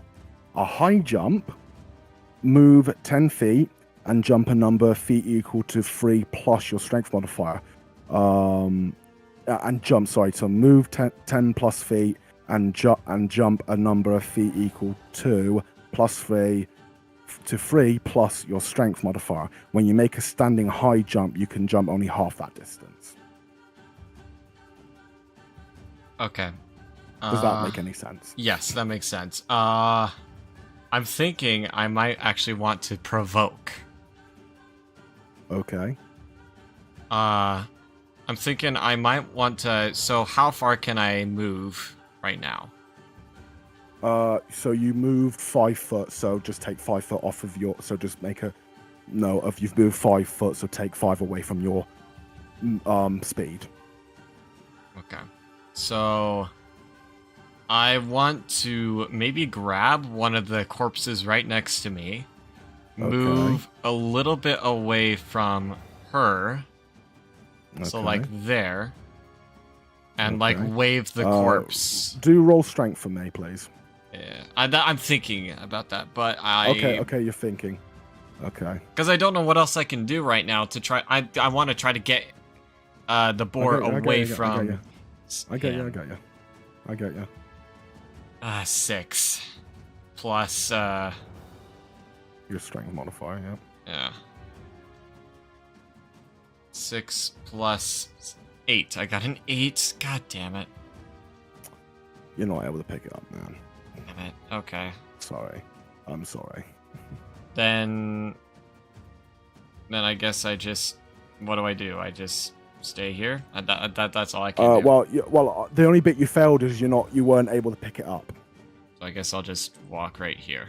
Could I Okay, drag? if you Could I translate that into a drag? Well, you said you wanted to pick it up, so Fair enough. yeah, like But I will be nice and say if you want, you can attempt to drag it. Roll strength. Sweet. I'll be nice. I shouldn't be. I know there's probably a lot of people going, no, don't be a nice DM. Stop it. A 10. I got a 12. It's not much better. I'm going to say because you're dragging it, that even though it's hard, you are able to at least drag it like 5 foot, at least. Okay. You only move 5 foot, so that's fair. Okay, I'm gonna go like, hey! And I'm gonna stab my dagger into the head of the boar. As you yell out, hey, you see the boar turn, and with its one eye, you see it focus on you, and you can see it is in rage, seeing you messing with the body of its offspring. Ducks down. She's like, nope. Mm-hmm. It is definitely enraged. Even more, if it could possibly get any more enraged. Is that all you want to do on your turn? That's all I think I can do, right? So, yeah. essentially, yeah. Unless you want to do any of your extractions, but you're not. So, anyways, right then. So now it is Cestot. Cestot, what are you doing? Oh, alrighty. Cessdot decides to move again. So he Very good. goes 1, Using your fancy feet thing. 2, Yeah. Mhm. 3. Good enough. Yeah. Are there? Actually, Using I have an those idea. fancy- Okay. using those fancy feet. I am back to where I was. Oh, Hey, okay. what them feet I do? just- Let me think. Okay, I got an idea. So, since I'm so close to a boar, and Mhm. the boar is, well, I assume it's distracted, looking at Kelnar, hmm you said that Kelnar shot its what eye? Its left eye. Left eye. I basically flipped a coin and it landed. It gave to left. Crap, if only I was right. If only. Oh, You Well, have you're a on left its- you're- right coin? Dang, boy. But yeah, basically I say one is one. I basically say, heads I is know. right, I know, tails is but I'm left, just I saying got that'd be tails. funny. okay, well, I So- wonder. You got heads And to tails. make I you got left aware, and right. Cestot, you are on its left side, you're on its blind Yeah. side. Yeah, I understood that. Okay, well, I've. Yeah, I have an idea. Mm-hmm. I have an idea. Yes. Okay. So it says that. Well, first of all, some blood on his suit, and he is disgusted by it. Secondly, what he does is, since he is on the boar's blind side, he chooses to.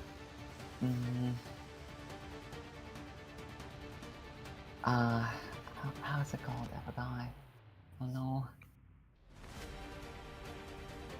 No. Oh, I think. Yes, I remember. Okay. So, says Yes. Dot from, well, he is relatively close, so I don't Mhm. think he needs to aim too hard. We'll see. He aims with his hand crossbow hmm at that boar's temple. Okay. So, head's temple, and he fires. Considering how big it is and considering you're right next to it, I will say roll with advantage. So that means you roll Rolling you roll 2 d20s and you pick the highest one for your roll.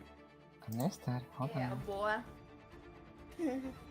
I'll say Wow. because it's such a big target. I don't And think I it's need to blind roll anything In else. one eye. Why I- would you roll? What'd you roll? Because my dear players, just rolled this on the first freaking try.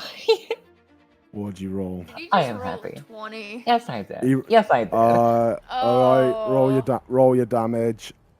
Roll your damage. Can I transfer this, I don't know, identical to the damage? No, suppose not. no, wait, no. Okay, I'll tell you now because you rolled a 20 and that's Never a 20. mind. Never mind. It's all good. I got a 5. I am so happy. I am ecstatic. So I could you not be rolled happier. 5 and you've added the Oh, modifier no. to it. I haven't. Okay. Yep. It would be a 9. A 9. So answer me this question. What's 9 multiplied by 2? 18? You do 18 damage. Holy crap. Oh You my do 18 gosh. damage.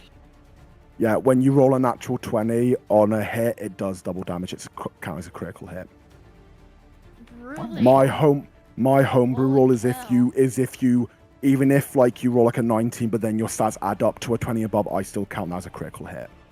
That's Oh, not how the rules wow. are in, that's my personal rule, just because I believe a 20 above So is you homebrewed it. exceptional. I homebrew Wow. just a little bit just because, yeah. The rolling a natural 20 being a critical, that's in the rules. Just in my opinion, I say, well then dirty 20s and above, I say should be counted as critical hits too. Do you know what I mean, personally? But there you go. So 18 you said, right? Correct.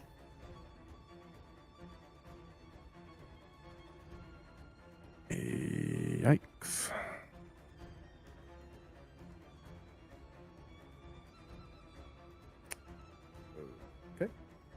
Oh, yikes. As Trevolve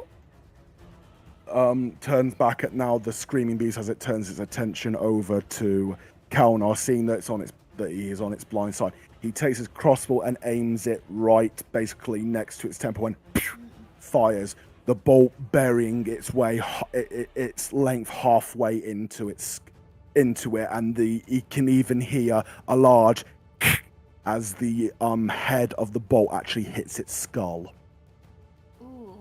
And you see the creature's head kind of jerking, goes, and it quickly turns its head enough so that its right eye is now looking straight at Sestot.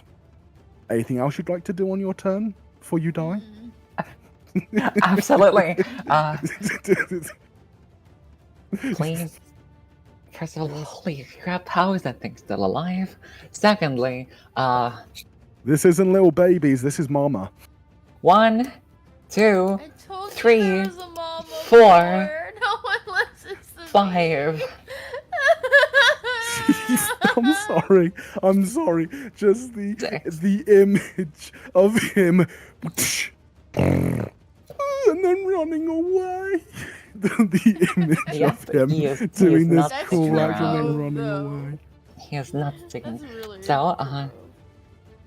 I ran, and now I do another additional action, which is once again just in case, getting ready for the attack. You get ready for the attack. Got you. Right then, Kamali is. Oh, yes. Can I tell him? Do I need to explain what I'm getting ready for, or is it obvious? Oh, if you're taking the ready action. Yeah, you're taking the ready. Yeah, you need to tell me what are you weighing for? What action are you weighing? What trigger are you weighing for, and what will you do when it triggers?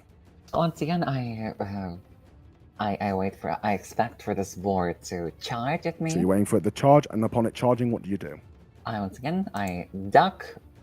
I'll just go over here or somewhere. Just whoa! You'll dodge I out of the way. apologize. It's all right. It's all right. It's just somewhere over there. Since that's right. Very good. Right then. So are you done with your turn? Yes, thank you. Very good. Kamali, it's down to you. What are you going to do on your turn? I'm still healing Kelnar. Well, he's actually moved out of its space. So, what do you want to do? Are you sure? Yeah, he's moved out of its space. He moved 5 foot. He's moved out of its space. Its space is the square. Can I move it? It says like Yeah, you can move. Yeah, you can move it. That's why I'm asking you. What do you want to do? It's your turn. I move it Asking you, over what do to you him. Okay. Very good. I move the orange over to him. Very funny. I heal him some more. It's like I rolled my d6. Well, no, remember the rules. It says that unless someone walks into it on their turn or starts their turn, if they end their turn in its space, it heals them, or if they start their turn in its space, it heals them. Oh. I had you heal him when you cast it because I like it so that the spell actually does something on the turn you cast it. Okay, then I'll just skip my turn. You don't want to get up? You don't want to do anything? You're just going to stay laying on the ground? I You're don't just have gonna any stay- long range weapons, and I don't have any. Well, so- it's not really about that. It's more just the fact that at the moment you're on the ground crawling. So I was Yes. thinking in terms of roleplay, It's called what would... stealth. Yes, crawling in an open field. Stealthy. So I'm grass. is that I'm it? Is one that with all the you want to do? grass. Yes. Okay, it's now on to the boar. Who? The boar. The boar. Give me Hello, a second. Boar. Kalnar, do me a Here favor. comes the boar. Oh, no. Hello, boar. Call it heads or tails. Honey, Kalnar. Honey. Tails. Oh. Are you Tails. okay? Yeah, I accidentally muted. Oh, okay, I didn't accident. Oh, I forgot I muted my microphone. Sorry. Tails. Oh, Tails. It's not your lucky day. Ah, shit. It's not your lucky day. The boar looks at Trevove, and it for a moment looks, and then it turns its attention back to Kelnar. And so moving 10, 20, 30. It charges at Kelnar. Again. And let's see if it hits. Is there anything You I can said- do? No, it runs up and it's You doing can pray. to hit. It's doing a to hit. So Alright. You can pray for your character. what was it to hit again? What's your AC again? 14. No, I'm asking Kelnar. It's 14. It's it 14? not my current to hit. Yeah, it's my AC or my hit Yes. points. My AC is 14. Yeah, your AC doesn't change unless you take off your armor, which Yes. then it does change. But yeah, so AC is 14. It misses. Oh, Thank It ru- God. It runs up and it runs up and it swings its large tusks at you. But it missed. And I swings its just large dodged. tusk at you. barely Yeah, out and of the you- way. Yeah, and you're able to kind of move yourself back enough so that it just misses you. And it just misses you.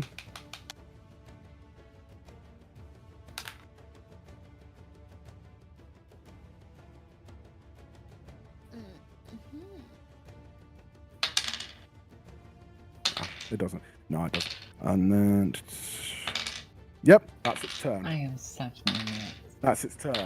Back round to Kalnar. Kalnar, Yes. you get healed again. Would you please roll the dice to see how much he gets healed? Kamali. Kamali. He gets healed by Yeah, 5. by 5? 5. Thank you. Okay. 5 points of So- HP. Y'all are really impatient whenever I'm trying to roll. Well, Oh, no, you- it's just you didn't respond. You didn't respond. We said, and No, I'm we sitting just. here listening, and I was Okay. sitting there rolling the whole time. I was like, come on! I was like, Well, yeah, but that's what I'm saying. All we heard was over and over again. So I didn't think you were rolling for anything. I thought you were just rolling, to entertain yourself. no. I'm at 21, Well- back to when I started. You're at full HP, right? No, You're no, back not at full HP. Oh. I'm at from when we But- started this session. Yes. Okay, got you. Yep. Once again, the dragonfly's still on you. You can feel. You can feel your It's transparent, skin. by the way. Yeah, I know it is. I said that it was transparent. I said it Okay. was. Very funny. I do. I work so hard to describe these things, and none of you pay attention. I'm hurt. For anyone listening, that's a joke.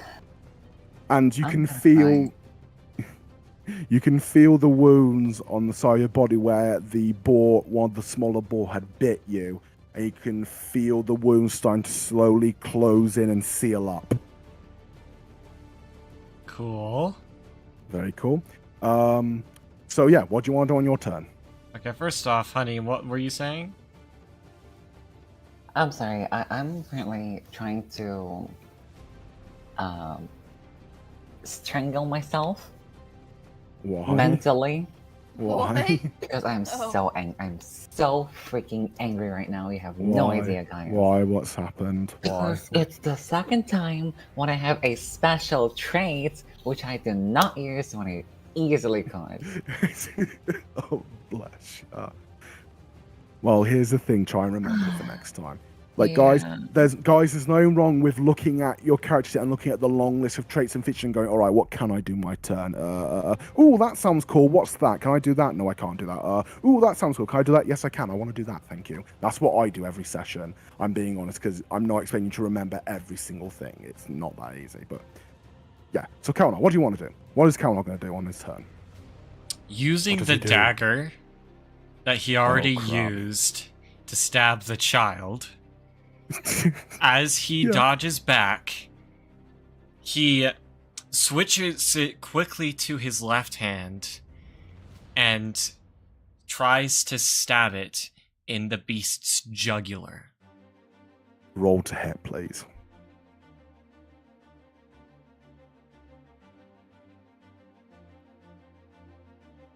$14. Okay, You hit.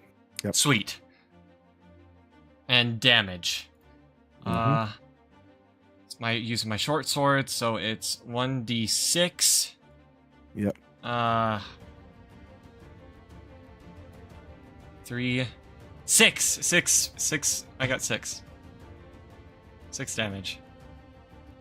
Uh-huh.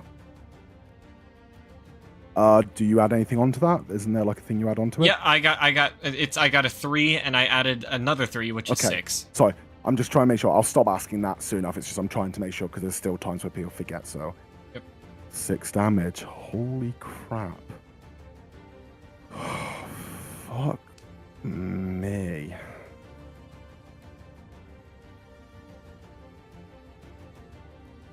Hey, why don't you turn that card around? No, how about I don't?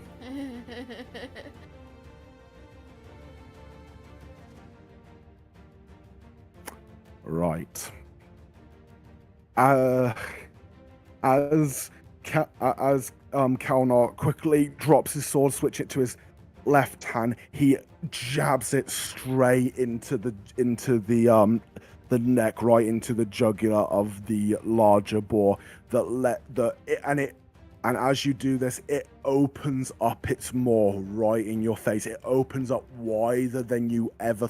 Like it's the largest maw you see. It opens up so wide that if it had the chance, you realize it could easily bite your entire top humanoid half off.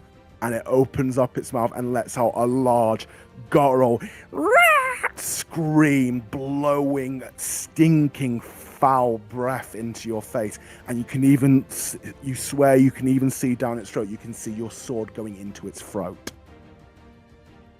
You can see like the tip of its sword sticking inside its throat, inside its large maw. And is that all you want to do on your turn? Pull down. What was that? Pull down. What?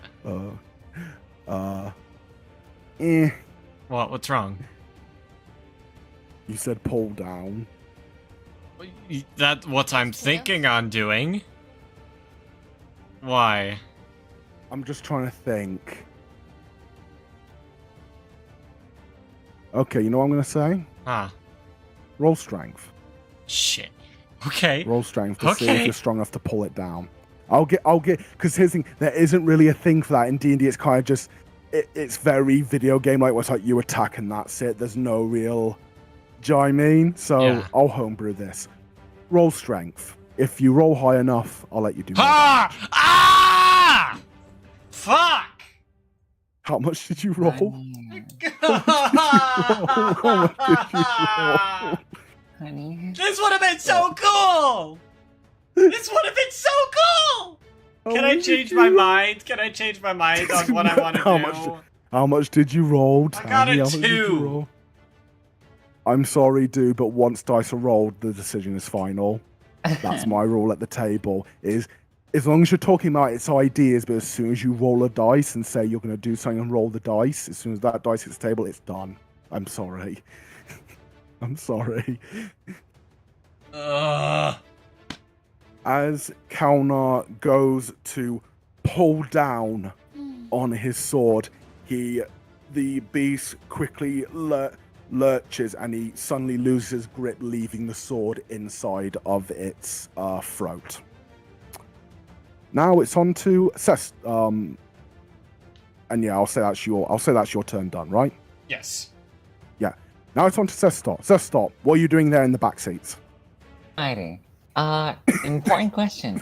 Can I move diagonally or no? Yeah, you can move diagonally. Yeah, you can move. Wonderful. Okay, so 1, Excuse 2, my coughing. 3, 4, 5. So I'm pretty much just at the board, so- right? I would say you have to stop outside of one of its squares because right now you'd basically be getting on top of the thing. You'd Then be here, inside the then board. You'd be getting on top of the pissing thing at that point. All right. I run up to the ball and I hug it. So I'm up here, and Yep. I am doing this just for the sake of using my freaking trait, because I forgot the first thing. Basically. Also, I forgot he ended its turn, so Kalnar gets healed again. So I forgot to say that he ended this turn in it. Doesn't it say if you begin your turn, you end your turn in its space, right? I'm not sure. Hold on. Or this. I just want to make sure so we don't forget. I don't want to keep If I someone remember getting healed. correctly, it is and in your space as well. Just want to make sure. Ooh.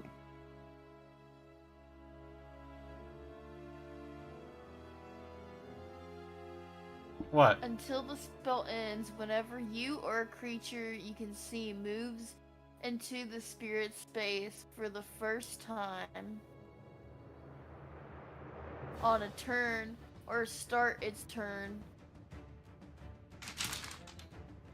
you can starts its cause turn? the spirit to restore Okay. 1d6 hit points. So it's if you move into it and start your turn in its space. Got Yeah. you, not if you end your turn. Got you. So it doesn't matter. Please carry on, Seth. Stop. What were you saying? I'm so sorry for Alright. interrupting. It's okay. So Also, you're stepping on the dead guy's head, by the way.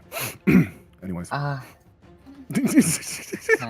Sorry, I'm sorry. Okay, I'll be here. I'll be here. No, you can't move. No, you can't. Why? I did move like this. How many spaces did you move? Okay, so 1, 2, 3, 4. Okay, I moved you one. have got enough. Okay, fine, you have got enough. 1, 2, 3, 4, and let's say 5. Yeah, 5. Yep. Mm-hmm. So, 5. And... Your one's getting on its left side. It's blind side. Very good. Oh, wonderful. So, can I move here? Actually, I think that it's...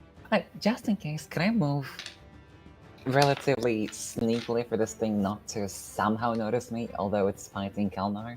I would... Do you know what? I will say right now, roll stealth. Roll a stealth. See if it notices you. Okay, and also... What do I add? There should be a skill that says stealth. I'm trying to... Nice, I got a 13. I think. I hope that's nice. I'll say, yeah, it doesn't notice you for now. Wonderful. So I approach that thing, and what do I do? I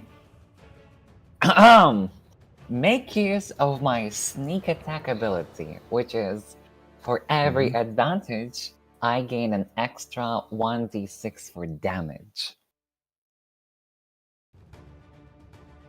And also, I wrote this down since our DM told me. You also gain an additional way to use your sneak attack. You don't need advantage on the attack roll to use your sneak attack. If I am within 5 feet of it, and wait, hold on.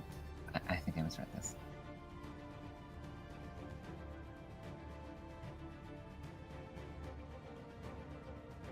Yeah, all good. So, yeah. Do I have a disadvantage?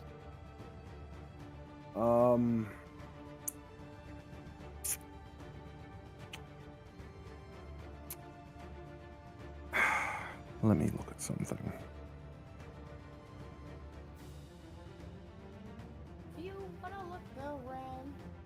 Buster.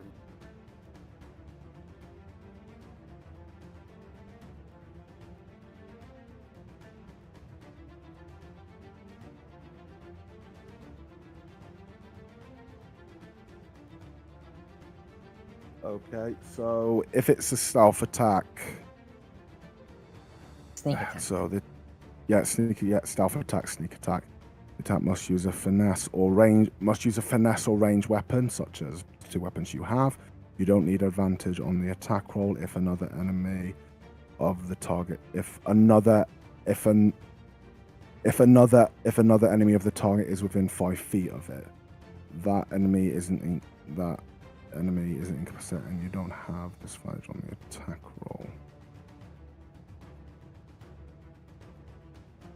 Okay. So what is it you want to do? I do beg my pardon. It's okay. So, can I still use that sneak attack? Are all of Yeah, it you can. that? Yeah, sure. Okay, so I approach close, and well, I'm super close to that thing. It's Yep, blind mhm. side too. Wonderful. And you rolled your stealth and you rolled well enough that I can say, yeah, you've not been spotted. Thank So, yeah. you. What I do is, I have 2 daggers. I Mhm. whip out these 2 daggers. I have 1 dagger in each of my hands, and I, like a freaking maniac, I start slashing its, throat, I guess, where Killer hit there closely. I think he hit there. Okay. Hit there. So Wait. what I want you to do, is since you are doing what's called since you're fighting with 2 weapons, right?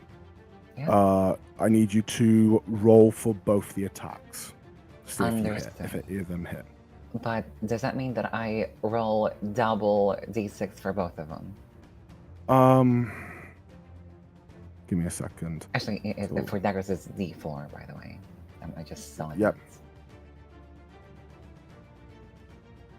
Give me a moment.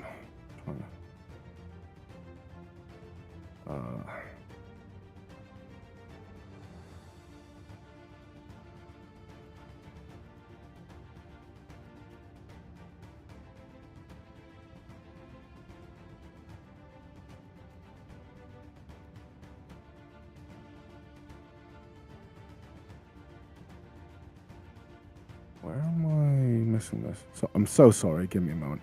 I know this is really boring.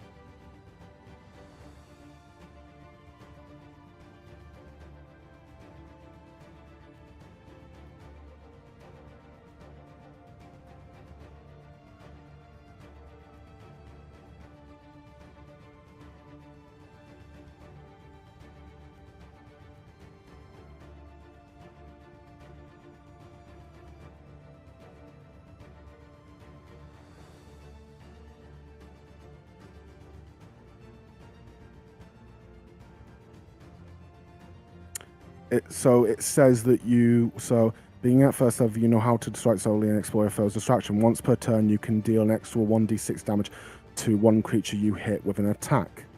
If you have advantage on the attack roll,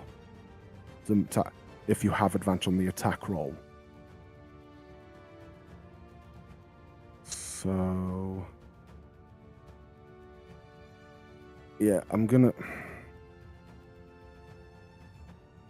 You know what? Yeah, I'm going to say that since it doesn't realize you're there, you have advantage on the attack roll. Roll advantage on your first attack roll, please. Just for my first attack, not the second one. Yeah, just for your first attack. Okay, so I roll a. 2d20s, pick the highest. Yep. And what if I got the same number?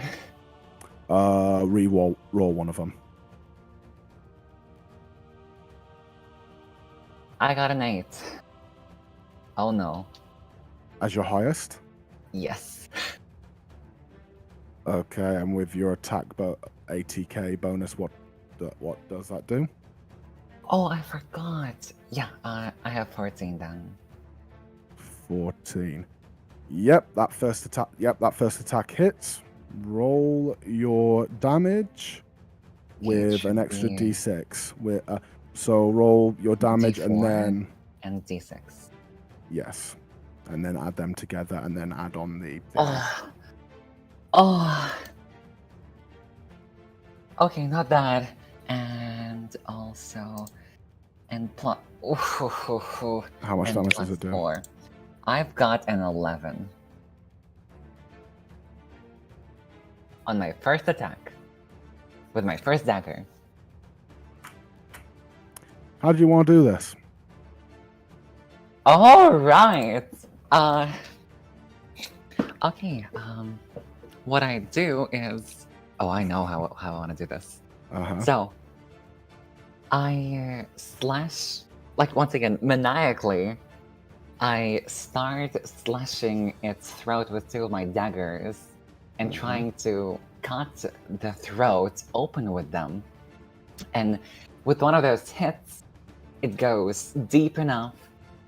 Says Dot pulls on the dagger, and just a huge chunk of flesh can be seen, like flying away, and a splatter of blood swooshes everything around, covering as a small revenge, or not small, Ilias says Dot, covering Kalnar in blood. Just from his elk torso to elk knees. All of it in blood. And I assume the beast falls. Indeed. As you slit the beast's throat, a torrent of blood like a town fountain just sprays out, and the creature lets out a high pitch before it becomes nothing but a gargled as it then slowly, with a loud boom, slumps to the floor. You can see it still twitching and moving and shifting and making gargling noises, but it is to the ground, and its death is certain. Well, once again, there emphasizes that was pretty much maniacally piercing it with his daggers, and I don't know, there's a wrong sense and look of satisfaction on his face.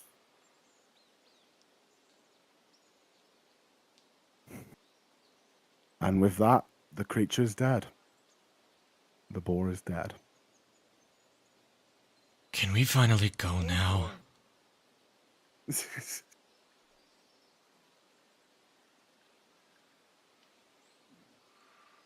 How are we gonna get that Is everyone thing okay?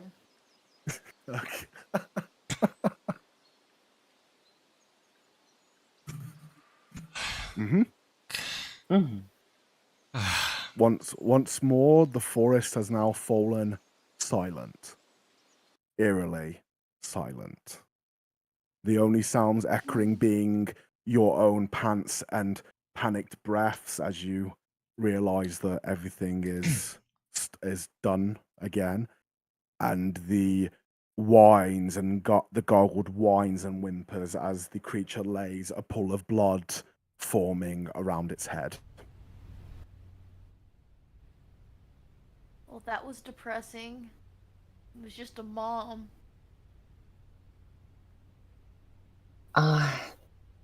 Says that swiftly swishes and just swishes the blood off his daggers by flailing them around, and hides them back in his I don't know, backpack or wherever he keeps them.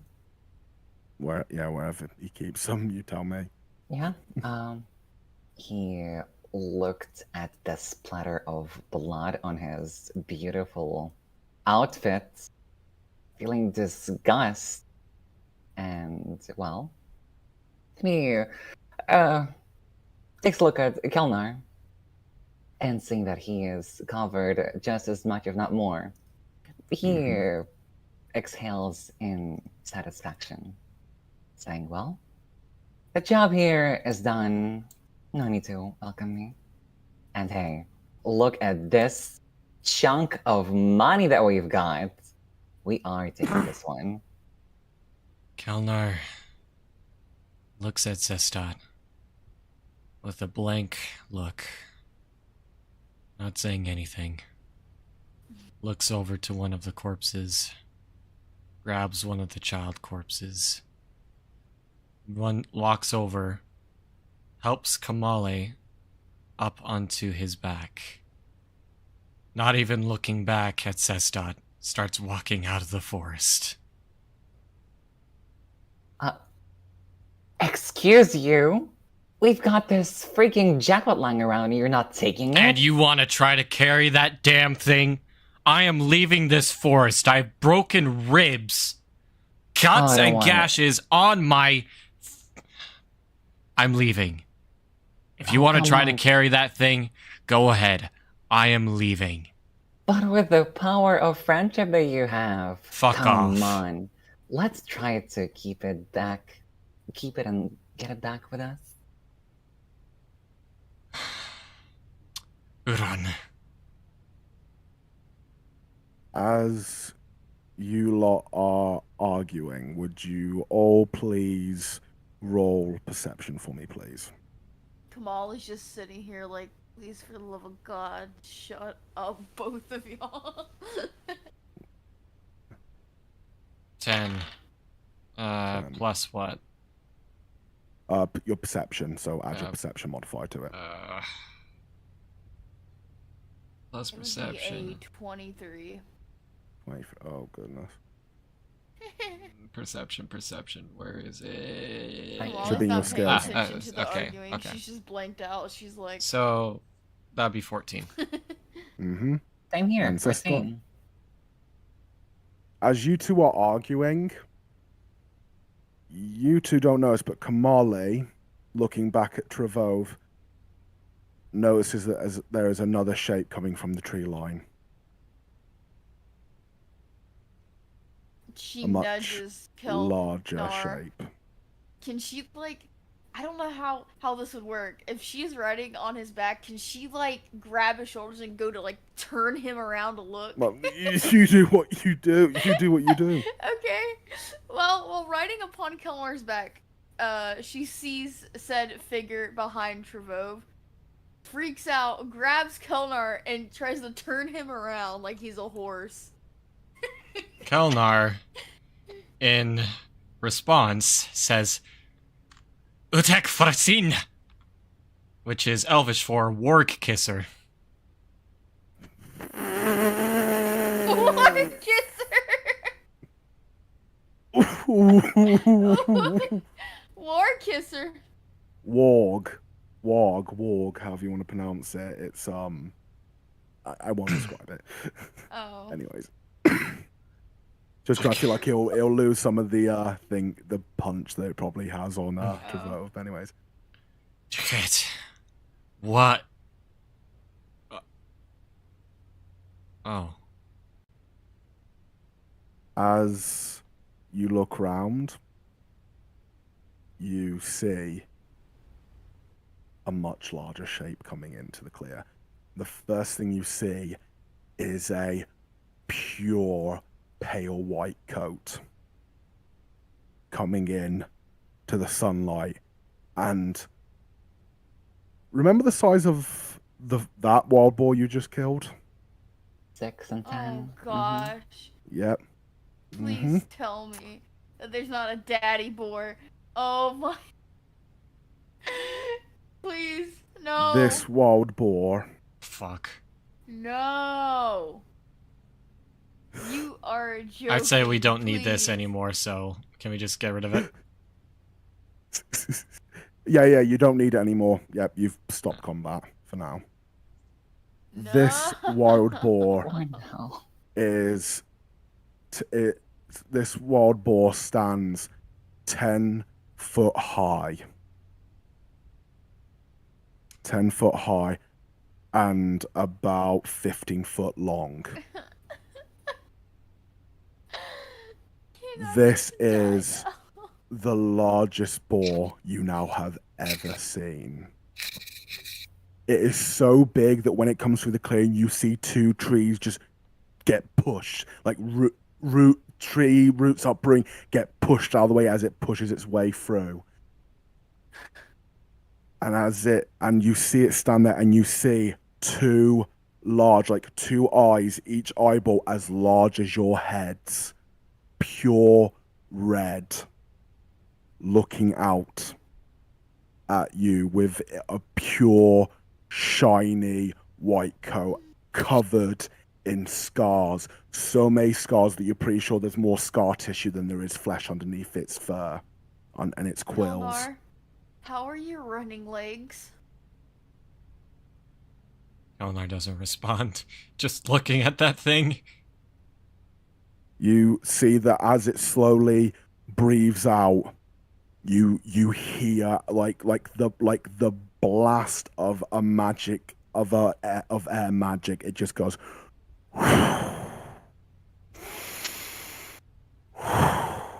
and you can see there's something different about how it looks at the scene before it.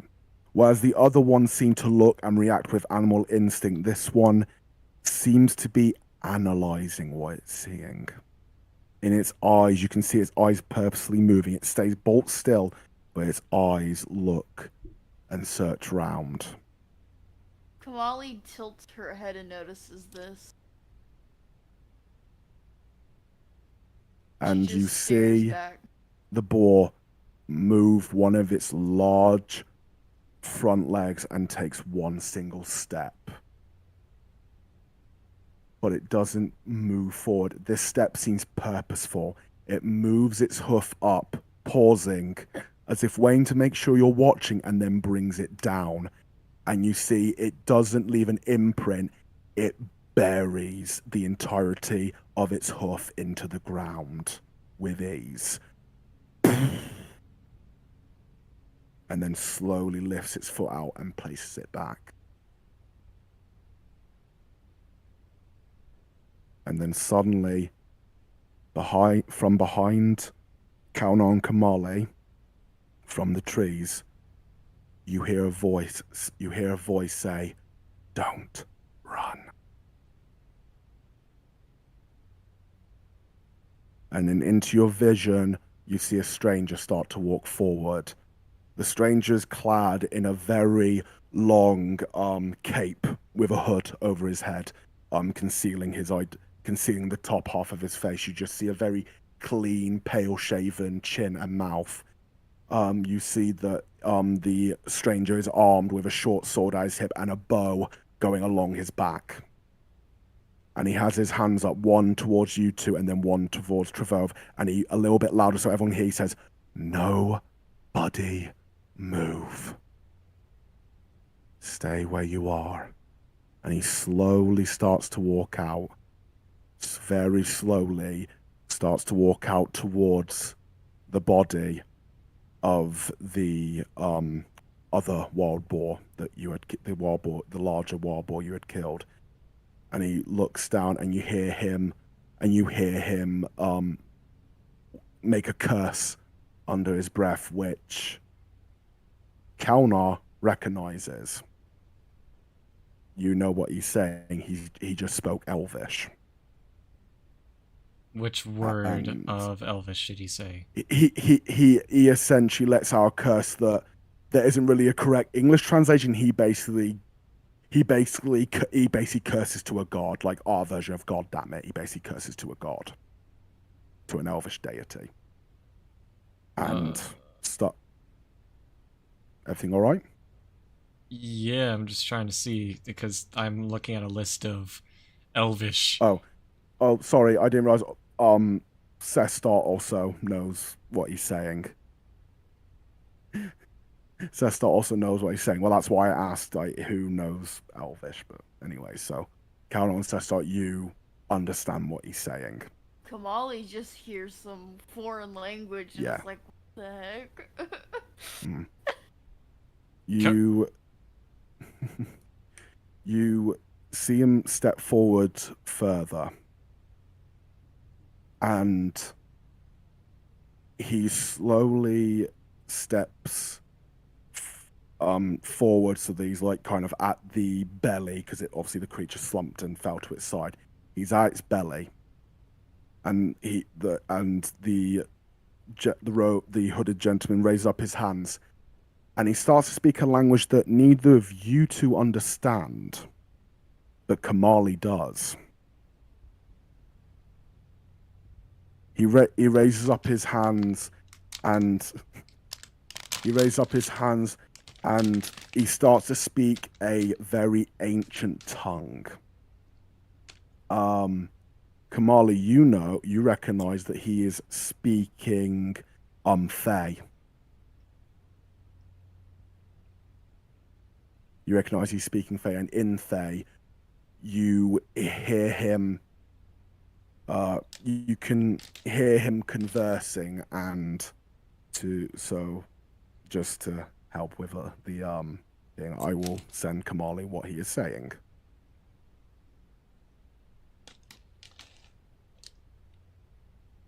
Here I thought it was gonna all be elvish.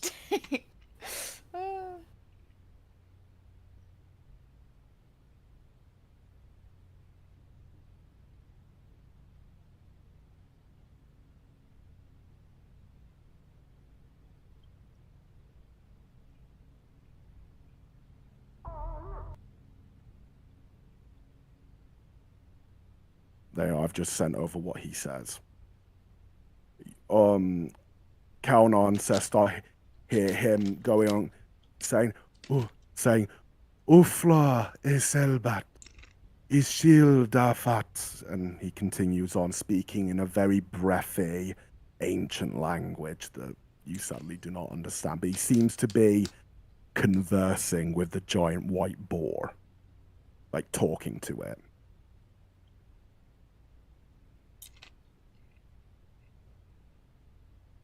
Oh, that's upsettingly sad. And there's a moment of silence, a very tense silence, before suddenly Kamali's face drops, by the way, and she's really upset. I don't think any of the characters notice. Suddenly, from the large white boar's lips, you hear this. Leave my home now.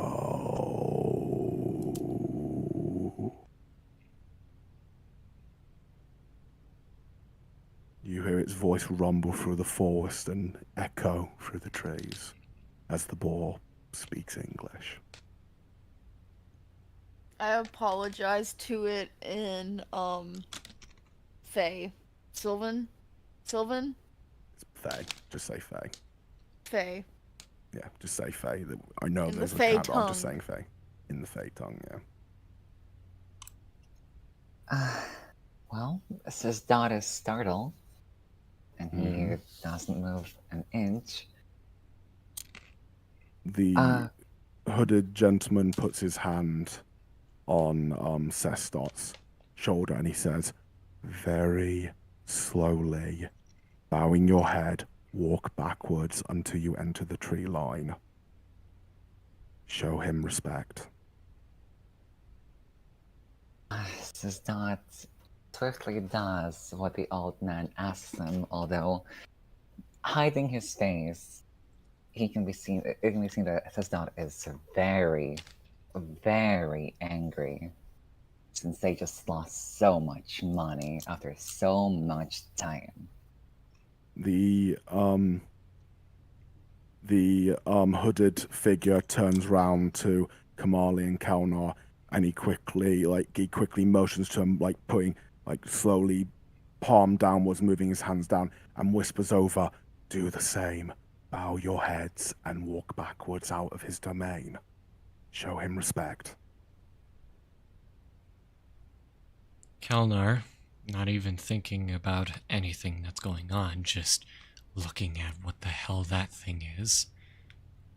Starts walking slowly, a little bit of sideways, because I think it'd be awkward for him to... Yeah.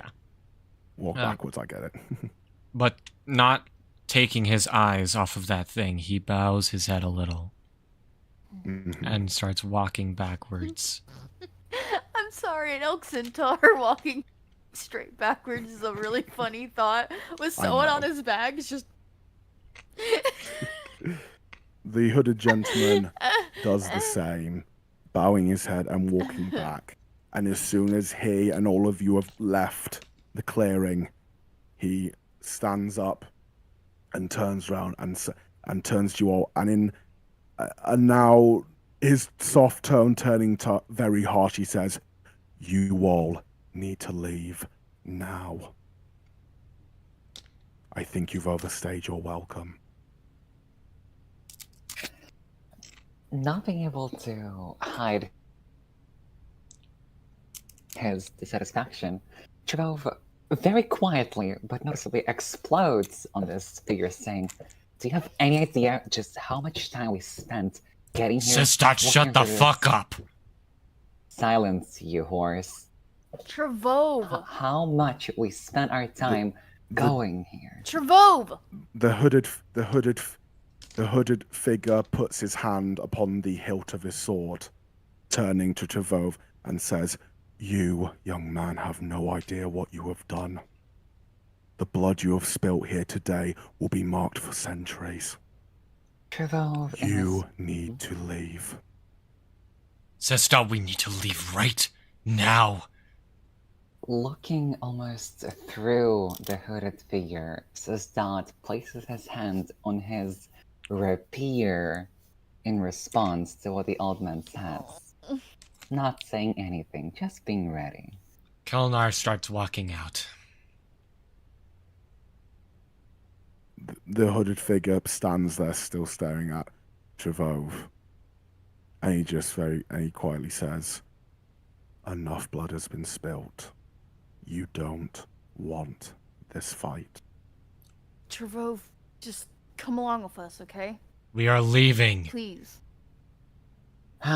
Without saying a word, Trevove very turns around and with a very quick pace leaves, just being in front of everyone, going into the forest. Question, if I want to say something in Fey to him, do I need to text it to you, or can I say what I want? You can say it out loud if you really want to. Okay. It's up to you. If you want to text to me what you're saying and just obviously make something up on the spot, and then it just helps with roleplay because then it helps that you need to translate what was said. Okay. Well, pretty much, after convincing Trevove to come with her and Kelnar, she turns back to the hooded figure and apologizes to him in Fey, explaining that she personally was sorry, and even though she did not know exactly what happened, that she knows that they messed up, and she apologizes for all three of them. As you all leave the forest, you notice that walking out, the trip seems to match more of how deep the forest looks from the outside.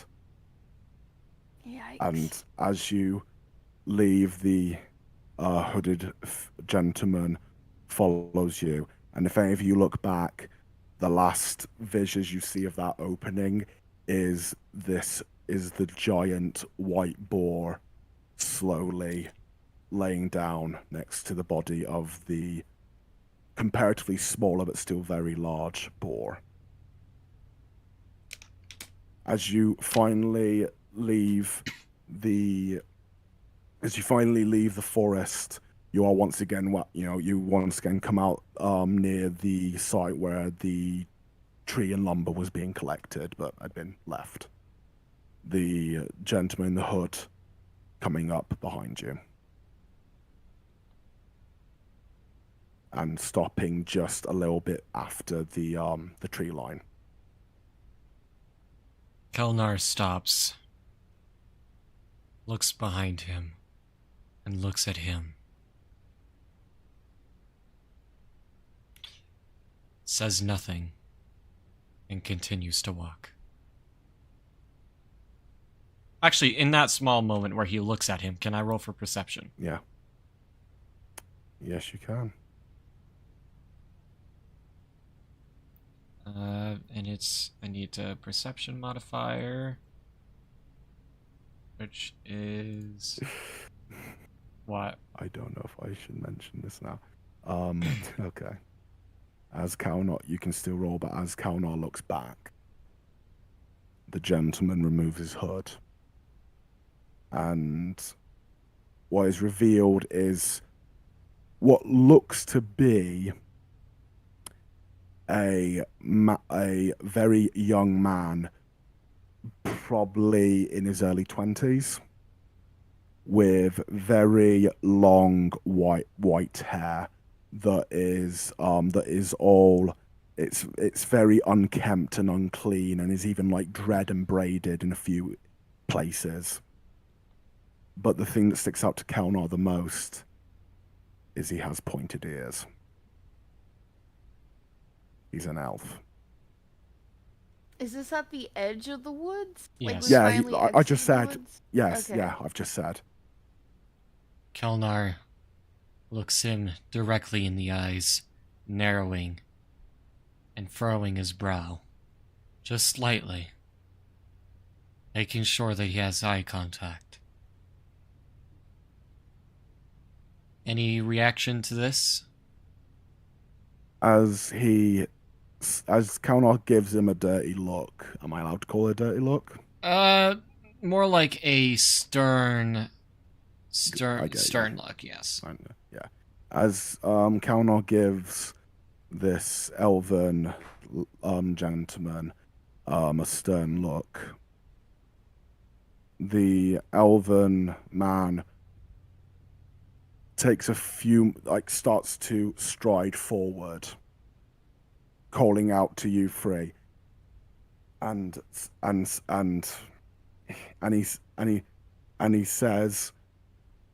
he says, the two humans I can understand, but you.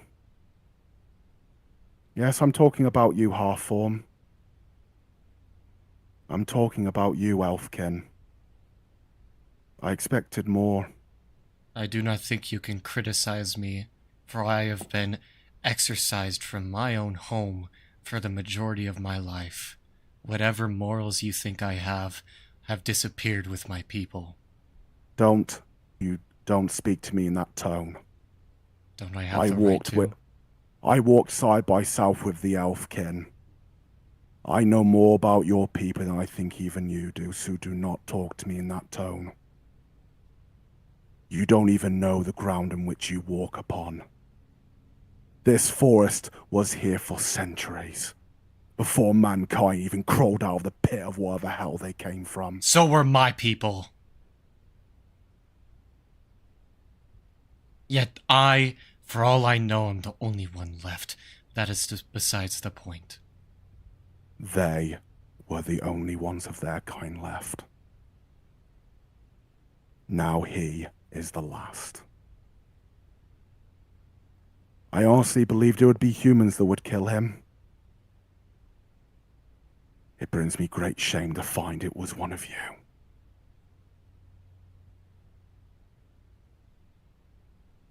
I only hope your ancestors have kindness upon you. Whatever brings you pain furthers my vengeance. Kelnar looks away and walks. Walk away and never come back. He then stands and basically watches you leave. For the record,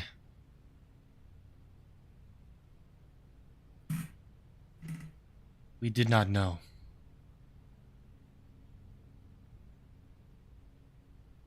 I am sorry for the damage that we have caused. Though I do not apologize for the pain I have caused you, I do apologize for the pain I have caused him. I did not know. And I could not have known. I am sorry. Not to The you, elf. but to him. The elf pulls his hood back up over his head. And before he turns to leave, he calls out and says, the body of the human, or what remains of it, will be left here outside these woods by tomorrow. If the humans wish to collect his remains, they can. I do this as a kindness for your sincere apology. But let the humans in there, and he points out towards the settlement, and he says, let them all know that any human that steps foot near these woods again, they won't have to deal with Whiteback. They'll be dealing with its guardian. He then turns round and makes his way back into the woods. Kelnar continues to walk, not looking back.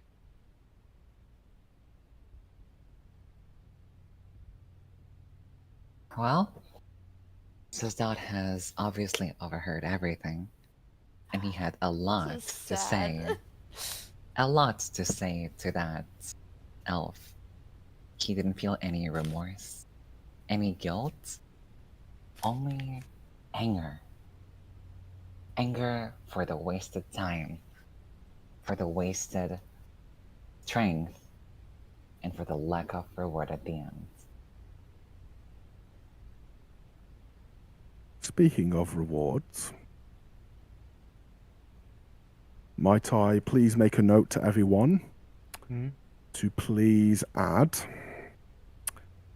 450 XP to their XP score, please. Jesus. Okay. How much, once again? 450. 450. I need a calculator. I don't even feel like I deserve it. That poor boar.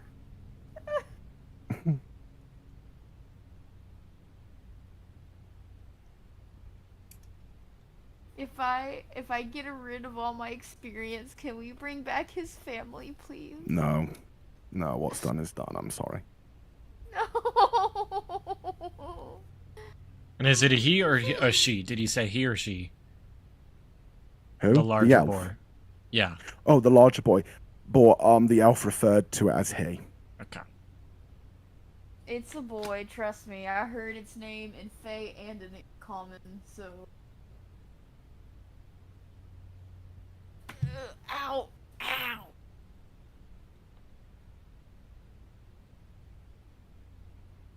Once that is all done, once you've all got that written down, we can continue. I already have. Very good. I'm sad I left one of my arrows in there. Shame. Hey, I left too. What are you talking about? Then Didn't I don't pick forget up to those minus 3 2. arrows from the dead body? Did I ever pick up the 3 arrows from the dead body that I No. asked about? No. Dang. Honey, No, don't you forget to never minus picked them up. from your equipment. I have Oh, been oh. over this entire time. Yes. Carly?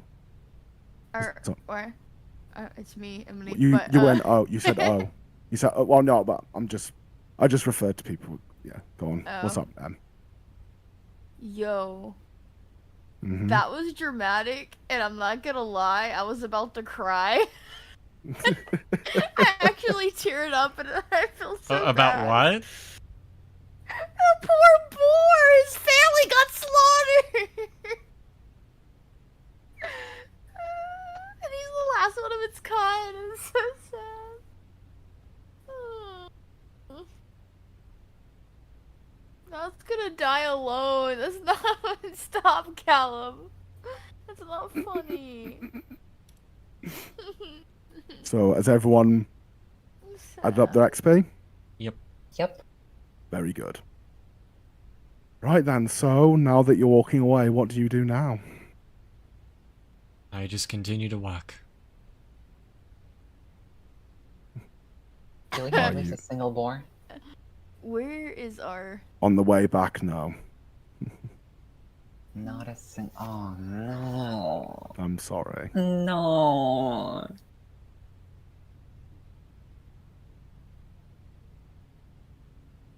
Kelnar, at this point, is just heading up to the door.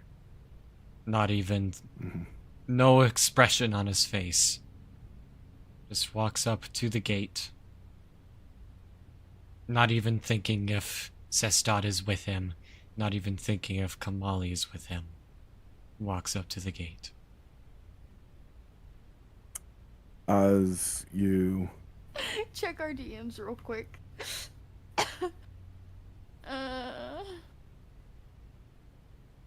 I can definitely do that. Okay. Give me one moment. I should be laughing at that, but it's true. Because I feel like I would. Definitely. Call it, please. Heads or tails, call it. Heads. Kamali, though, feeling sick to her stomach and to the feeling emotional to the point where she feel like she could bring up today's breakfast, she's able to keep it down, keep herself composed. As Kalnar and Kamali, and I'm assuming Trevove is following them. Yeah. As you all bring... Trevor is ahead of them all. He Yeah. left quickly. Yeah, I got you. As you both come up to the gate, the guards call out. You can hear them calling out, saying that it's the high. You hear one of them just yell out, "It's the hired help," and you see the wooden doors slowly open, and soon enough you are allowed in. I'm assuming you're entering from the back way. I'm assuming. Yes. Yes, very good. As you Kelnar's walking in, can I pat him, like, trying to comfort him? Like, pat his yeah, you guess can go it's- ahead. You do what you want. Go ahead. elk side? I don't know, elk torso? His elk bod?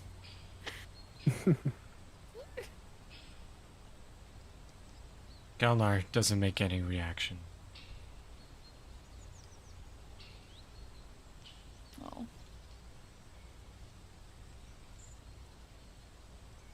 And as you enter back into the walled town,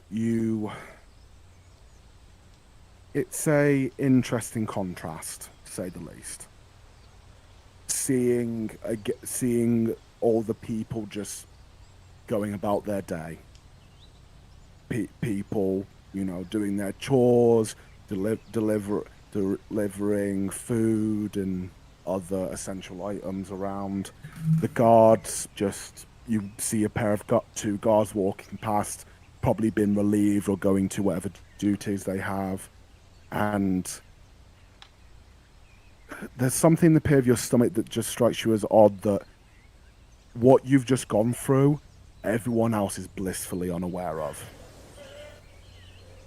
Kelnar, can I have that map that... What was his name? Crispin Crispin, yep. gave us?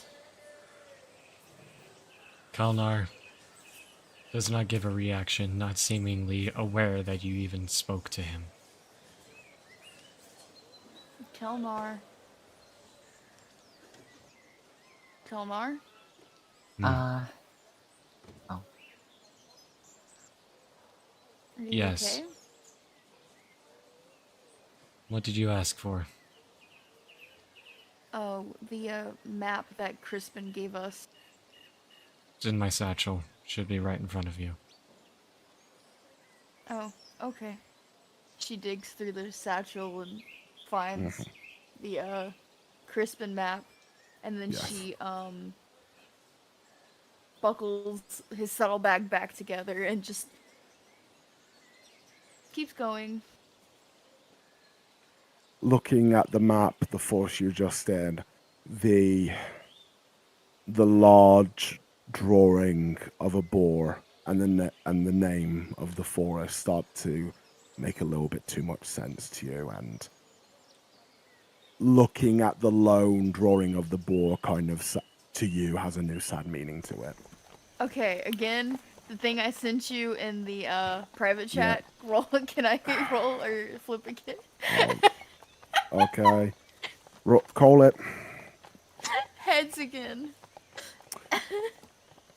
Though the image brings once again a feeling of sickness within her gut, she's able to keep her composure, though Okay. only barely. Oh gosh. Can she tear up the paper so no one could ever find the foot? If you really want. Alright. She tears that thing to shreds. I mean, like, just little tiny pieces. Alright then. She just goes ham. I mean, she just, no pun intended. She, like, rips it apart. Yep, as you rip it apart, you leave a small trail of little bits of map paper in the dirt as you are moving along. Oh no, I never let go of it. I still have it. I'm just ripping it Oh, you up. still have the clump. Well, I'm just Yeah, saying yeah, that yeah, if you're ripping up into that small pieces, you're not really able to, do you know what I mean? Like, a few pieces kind of fly It's off. still, like, enough. Yeah, that's fine, but I'm, like, Okay. holding... Yeah. Okay, that's fair. So, where are you all going? To the inn. I'm going to Yes. the inn. Tavern. I am also heading to the tavern. Sdot wants to.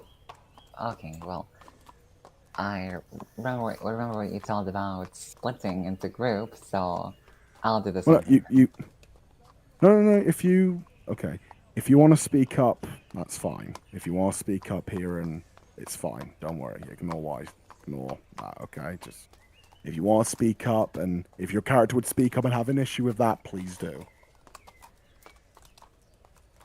Okay, well, let's say this.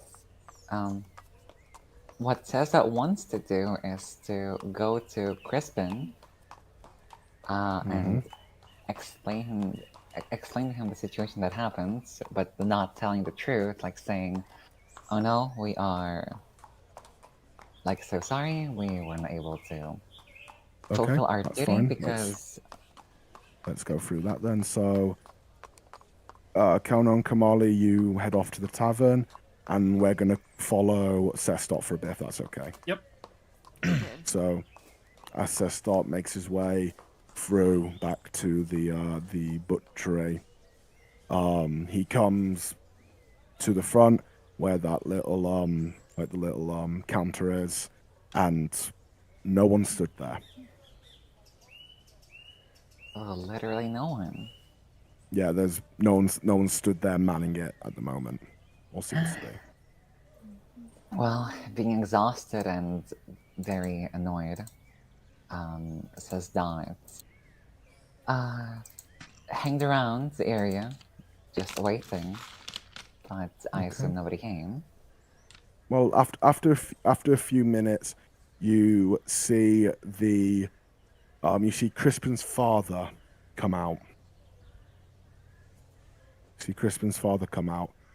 And he looks at you, and it takes him a moment, but soon enough you can see in his eyes that he recognizes you. He recognizes Sister, and he walks over, and he raises a brow and says, "Maxim, where's the other ones?" Please don't mind them. We'll make this sharp and quick. I really do apologize for stopping by before and being all that ruckus, especially with your son. We just want to say that perhaps going to the forest again is not the best idea. Wait, he's not with you? Uh, who? Kelnar or someone else? My son. No, sir. I'm sorry. We have not seen him after we last met him. You see a look of worry kind of dawn on his face for like a moment, but he kind of shakes his head. I'm sure he's probably just lollygagging as usual. Hey, listen, you see him around, just time to come back home, okay? It's already been a while. Just time to come back, okay? Of course, sir. Thank you. And once Thanks. again, just as a quick reminder, from our today's adventure, we do recommend for you not to even try to enter that forest. Uh, okay. Any reason why? Well, Sazat wanted to make Sazat wanted to make a joke about there living an evil elf that scares people away, but he said, just say no. Too many boars, too many hunters, too much competition. It's not worth it. Okay. Well then, Toodles! And very quickly, since he didn't want to make this any more awkward, he leaves. But at the back of his mind, Sazat has been Toodles. thinking. Sazat has been thinking, oh my god, if that corpse was a corpse of Crispin that we saw before, things are not okay. And with that dreadful thought on his mind, he followed up and came back to Kamar and Kalmar. Okay. Going back to Kamali and Kalnar, where would Kamali and Kalnar be right now? When Kamali and Kalnar, so we'll cut to them and we'll catch up with Travove coming in at a moment. You So said our personal chambers that we're all sharing has a fireplace, right? yeah, it's like the biggest one. It's like a big room with. Do you know what I mean? Like, Okay. it's She is currently throwing the little slips So, that she tore up into the I fire. was gonna say, shall we go through what happens when you enter?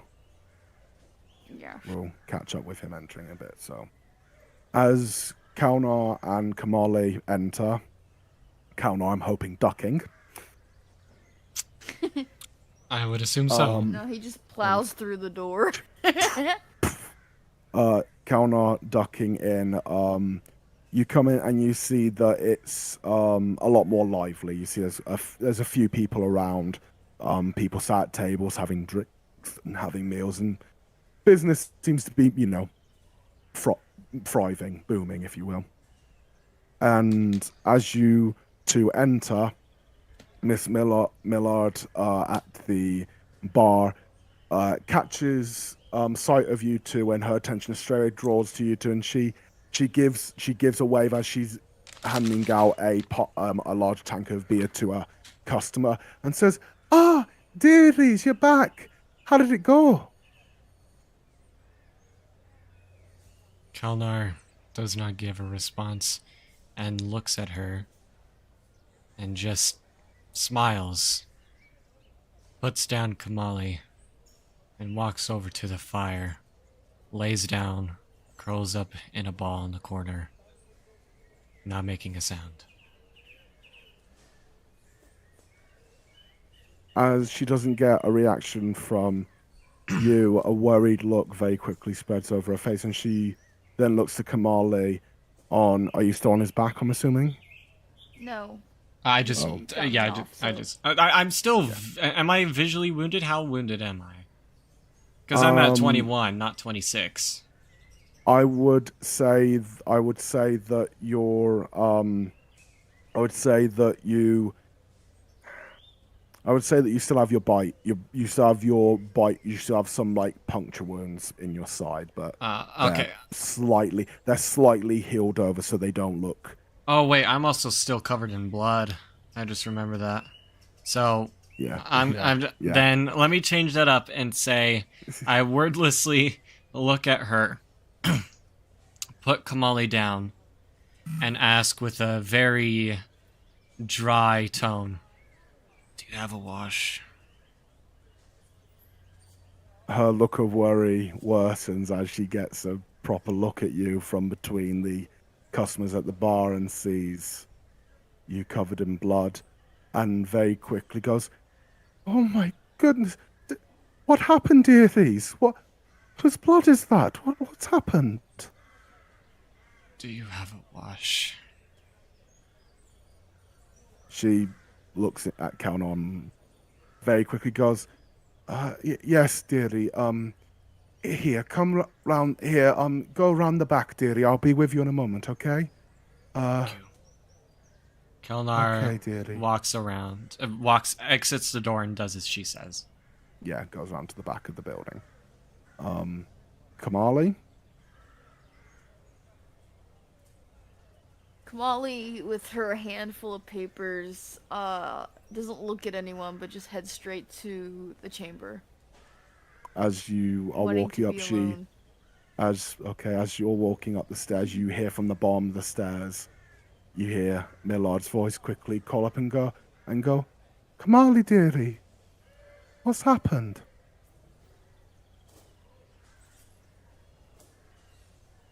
Kamali? She's pausing for dramatic effect.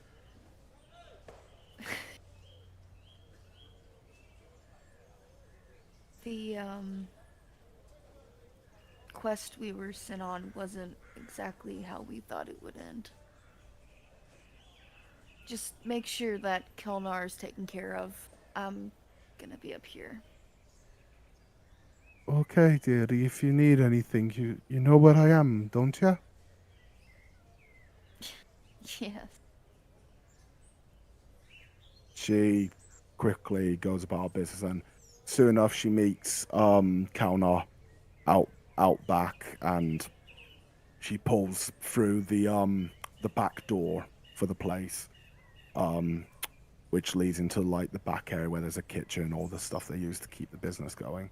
She pulls out a very large kind of wooden tub, essentially. Big enough to essentially big enough to wash a horse in. And she slowly pulls it out, kind of pulling out as far as she can, then kind of wiping a jet black lock from her face, and she says, "I'm sorry, but this is all I've got, dearly. We use it sometimes to clean some of the guards' horses. It's all I've got, dearly. I'm sorry." You're well and okay. It's full of water, right? Yeah, it's full of water. She Okay. filled it up when she was in there. You can see it's all full of nice, what seems to be hot water, and you can see that it's even got little bubbles of soap and stuff like that in it. Could I possibly have a wash rack for clothing? And then I think I can take care of myself after this. She pulls out from underneath her arm a perfectly folded white washcloth, and she goes, "Oh, way ahead of you, dearie." Oh, I'm sorry. I don't remember the name of them, but you know, like the old medieval ways of washing clothes with the metal like rivets on it, and you would rub your clothing across A washboard? A washboard, yes. A washboard. Is Yes. that what you were asking for? Yes, that's what Kelmar I meant see. to be Okay, washing. okay. Oh, okay. Sorry. So no. Instead, upon you asking for a washboard, she looks at it and goes, "A washboard? Oh, to do your clothes. I can do them for you, dear. You don't need to do them. I'll do them for you." Please. Blood. I can It's all do right. it. Honey, dearie, I've had my days of cleaning blood out of clothes. Please let me, dearie. Okay. Thank you. Dang, she is a woman though, so that would make sense. Kelnar pulls off just the jacket, because I think it was just his front that got majorly Yeah, bloody. yeah. So everything on his back he just places on the back wall, and gives him his coat. Gives her his coat. Yeah. She takes it and looking at your bag, she says, "I can take those up to your room too, dearie. I don't mind." Oh, no, I prefer to keep them with me. It's not that I don't trust you. I just prefer to keep them with me. I understand it. She gives a nod and says, "I understand, dearie." Thank you. And she turns round to go in, but just before she enters the door, she stops and she looks over her shoulder at you and says, "It's not your fault, you know that, dearie, right?" What do you mean?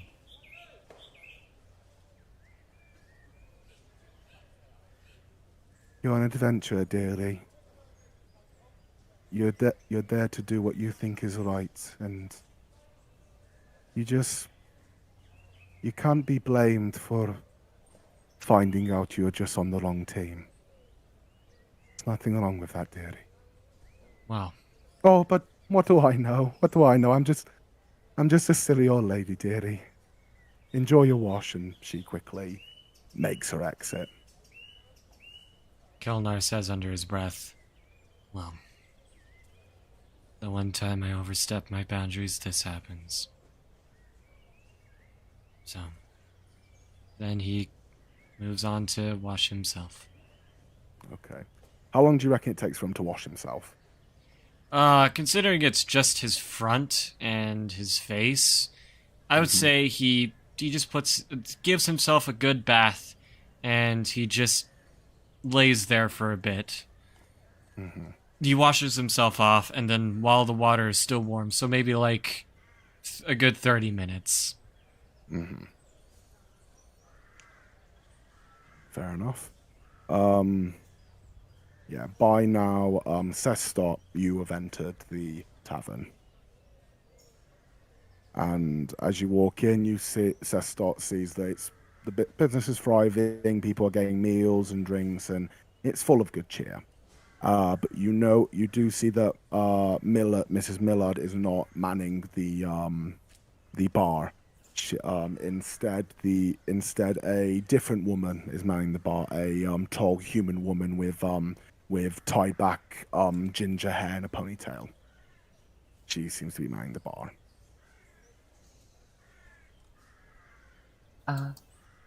Well, since Tro here is literally a second day, he doesn't think much about it.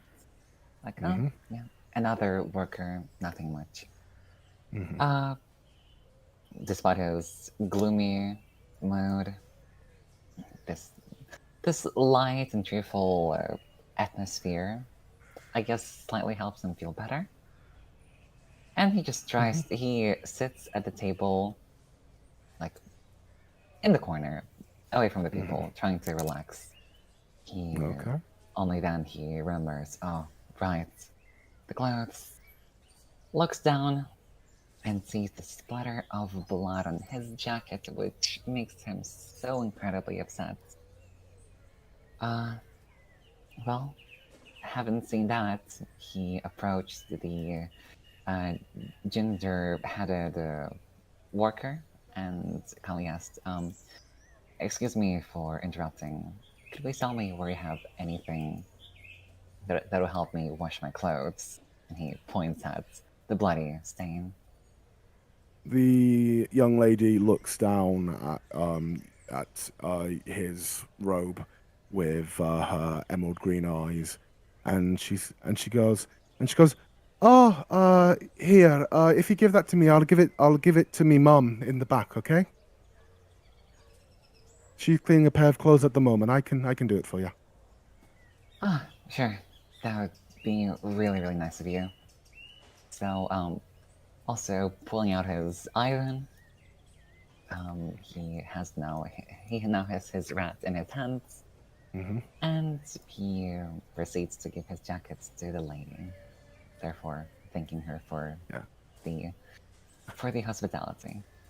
As she takes it and looks and sees the rat in his hand, she gives a little bit of a wide-eyed look, but quickly kind of gives a forced smile and goes, Nice pets. And then quickly makes her way through the doors into the back rooms. Well, in the meantime, says Dot, still wanting to unwind from what happened. He comes back into the bar and sits at the table, waiting for anyone to approach him to make a quick order. Okay. What is Kamali doing right now?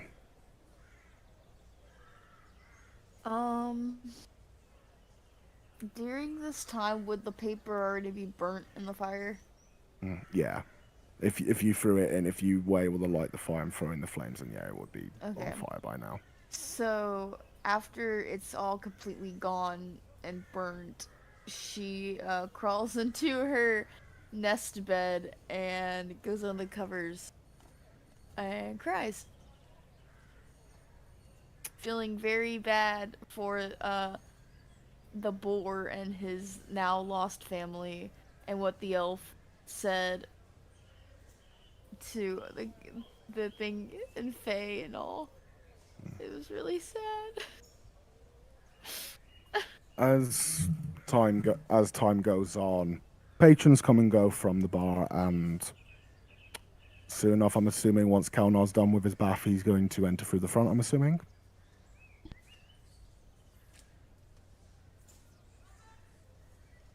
I muted myself to unmute myself. God damn it. We don't the struggles. Yes, he enters through the front. Yes. Yeah, once you enter the front, I'm asking, did he dry himself off, or is he still dripping?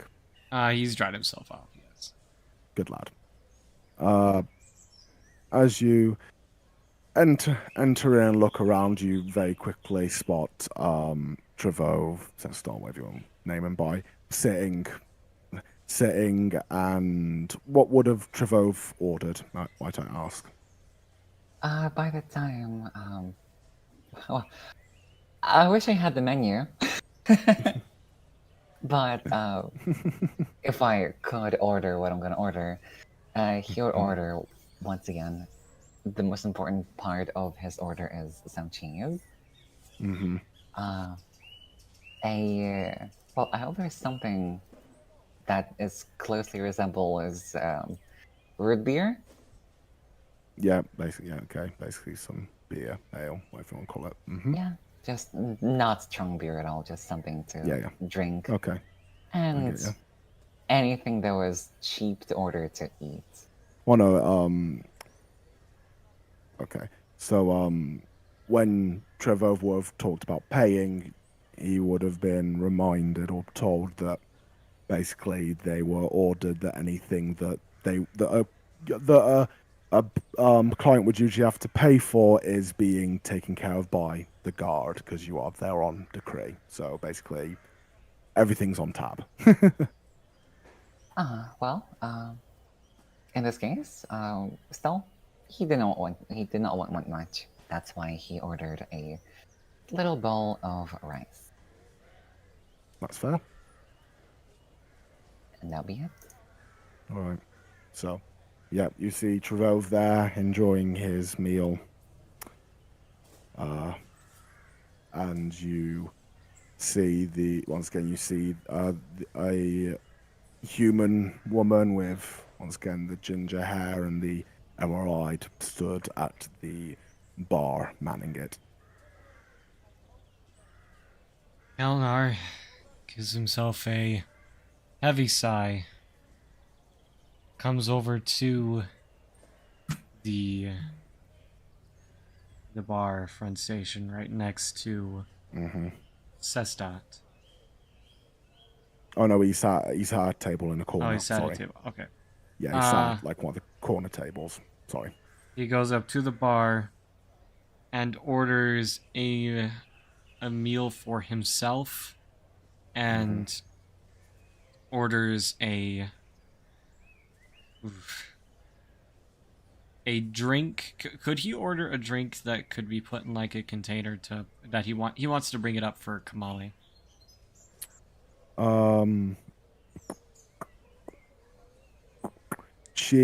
Okay.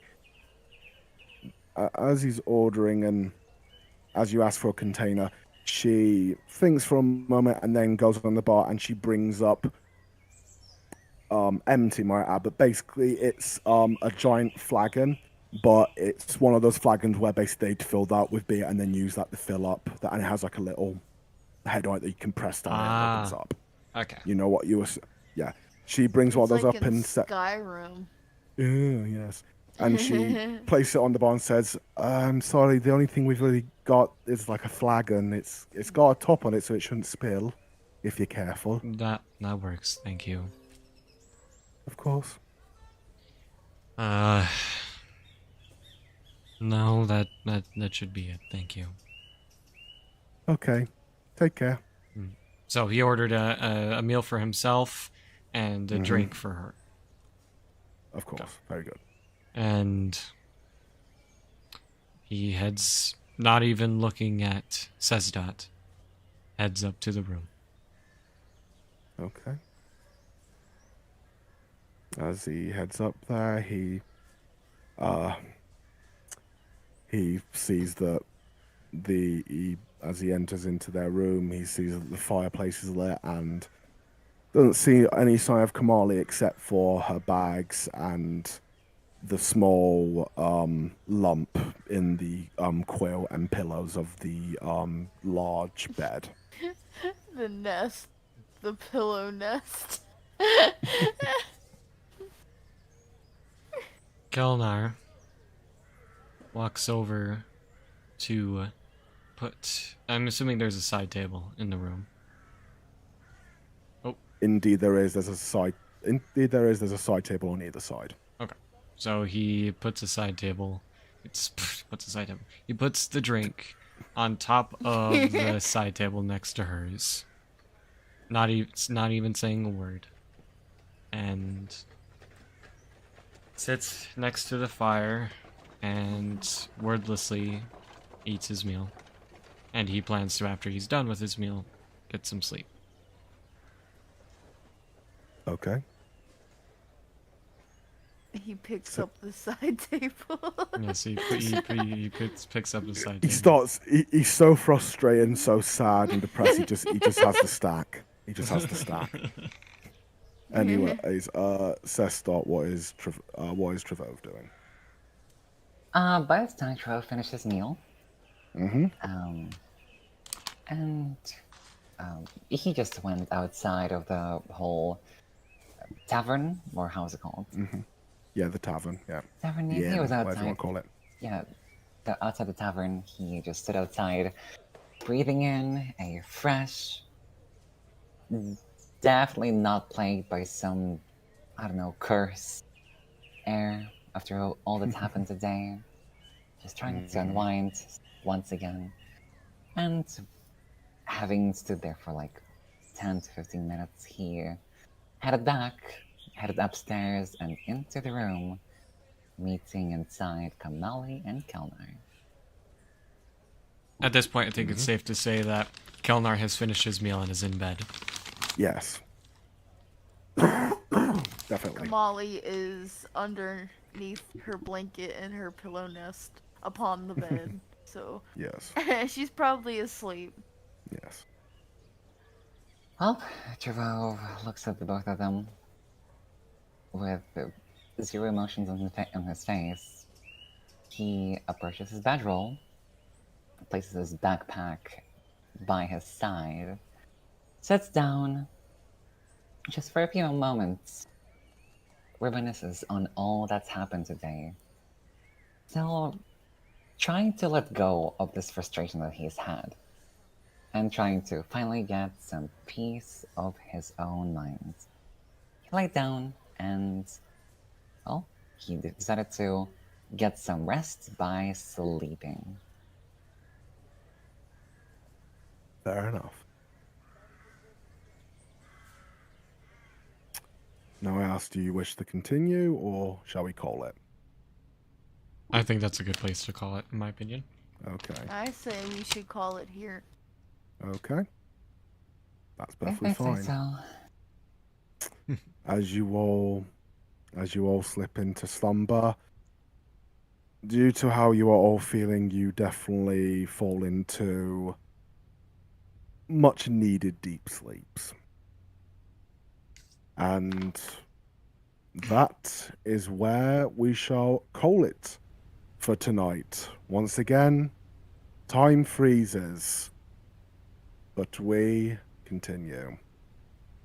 Thank you, everyone, so much for coming and either viewing this episode or watching it later on when it's finally uploaded. Thank you, everyone, for watching this session of the Orphans of the Feywild. I know this session had a high and now it's kind of gone down into a real low, but hopefully things can be reconciled next session. Thank you to all those who joined us, and as always, thank you to the players.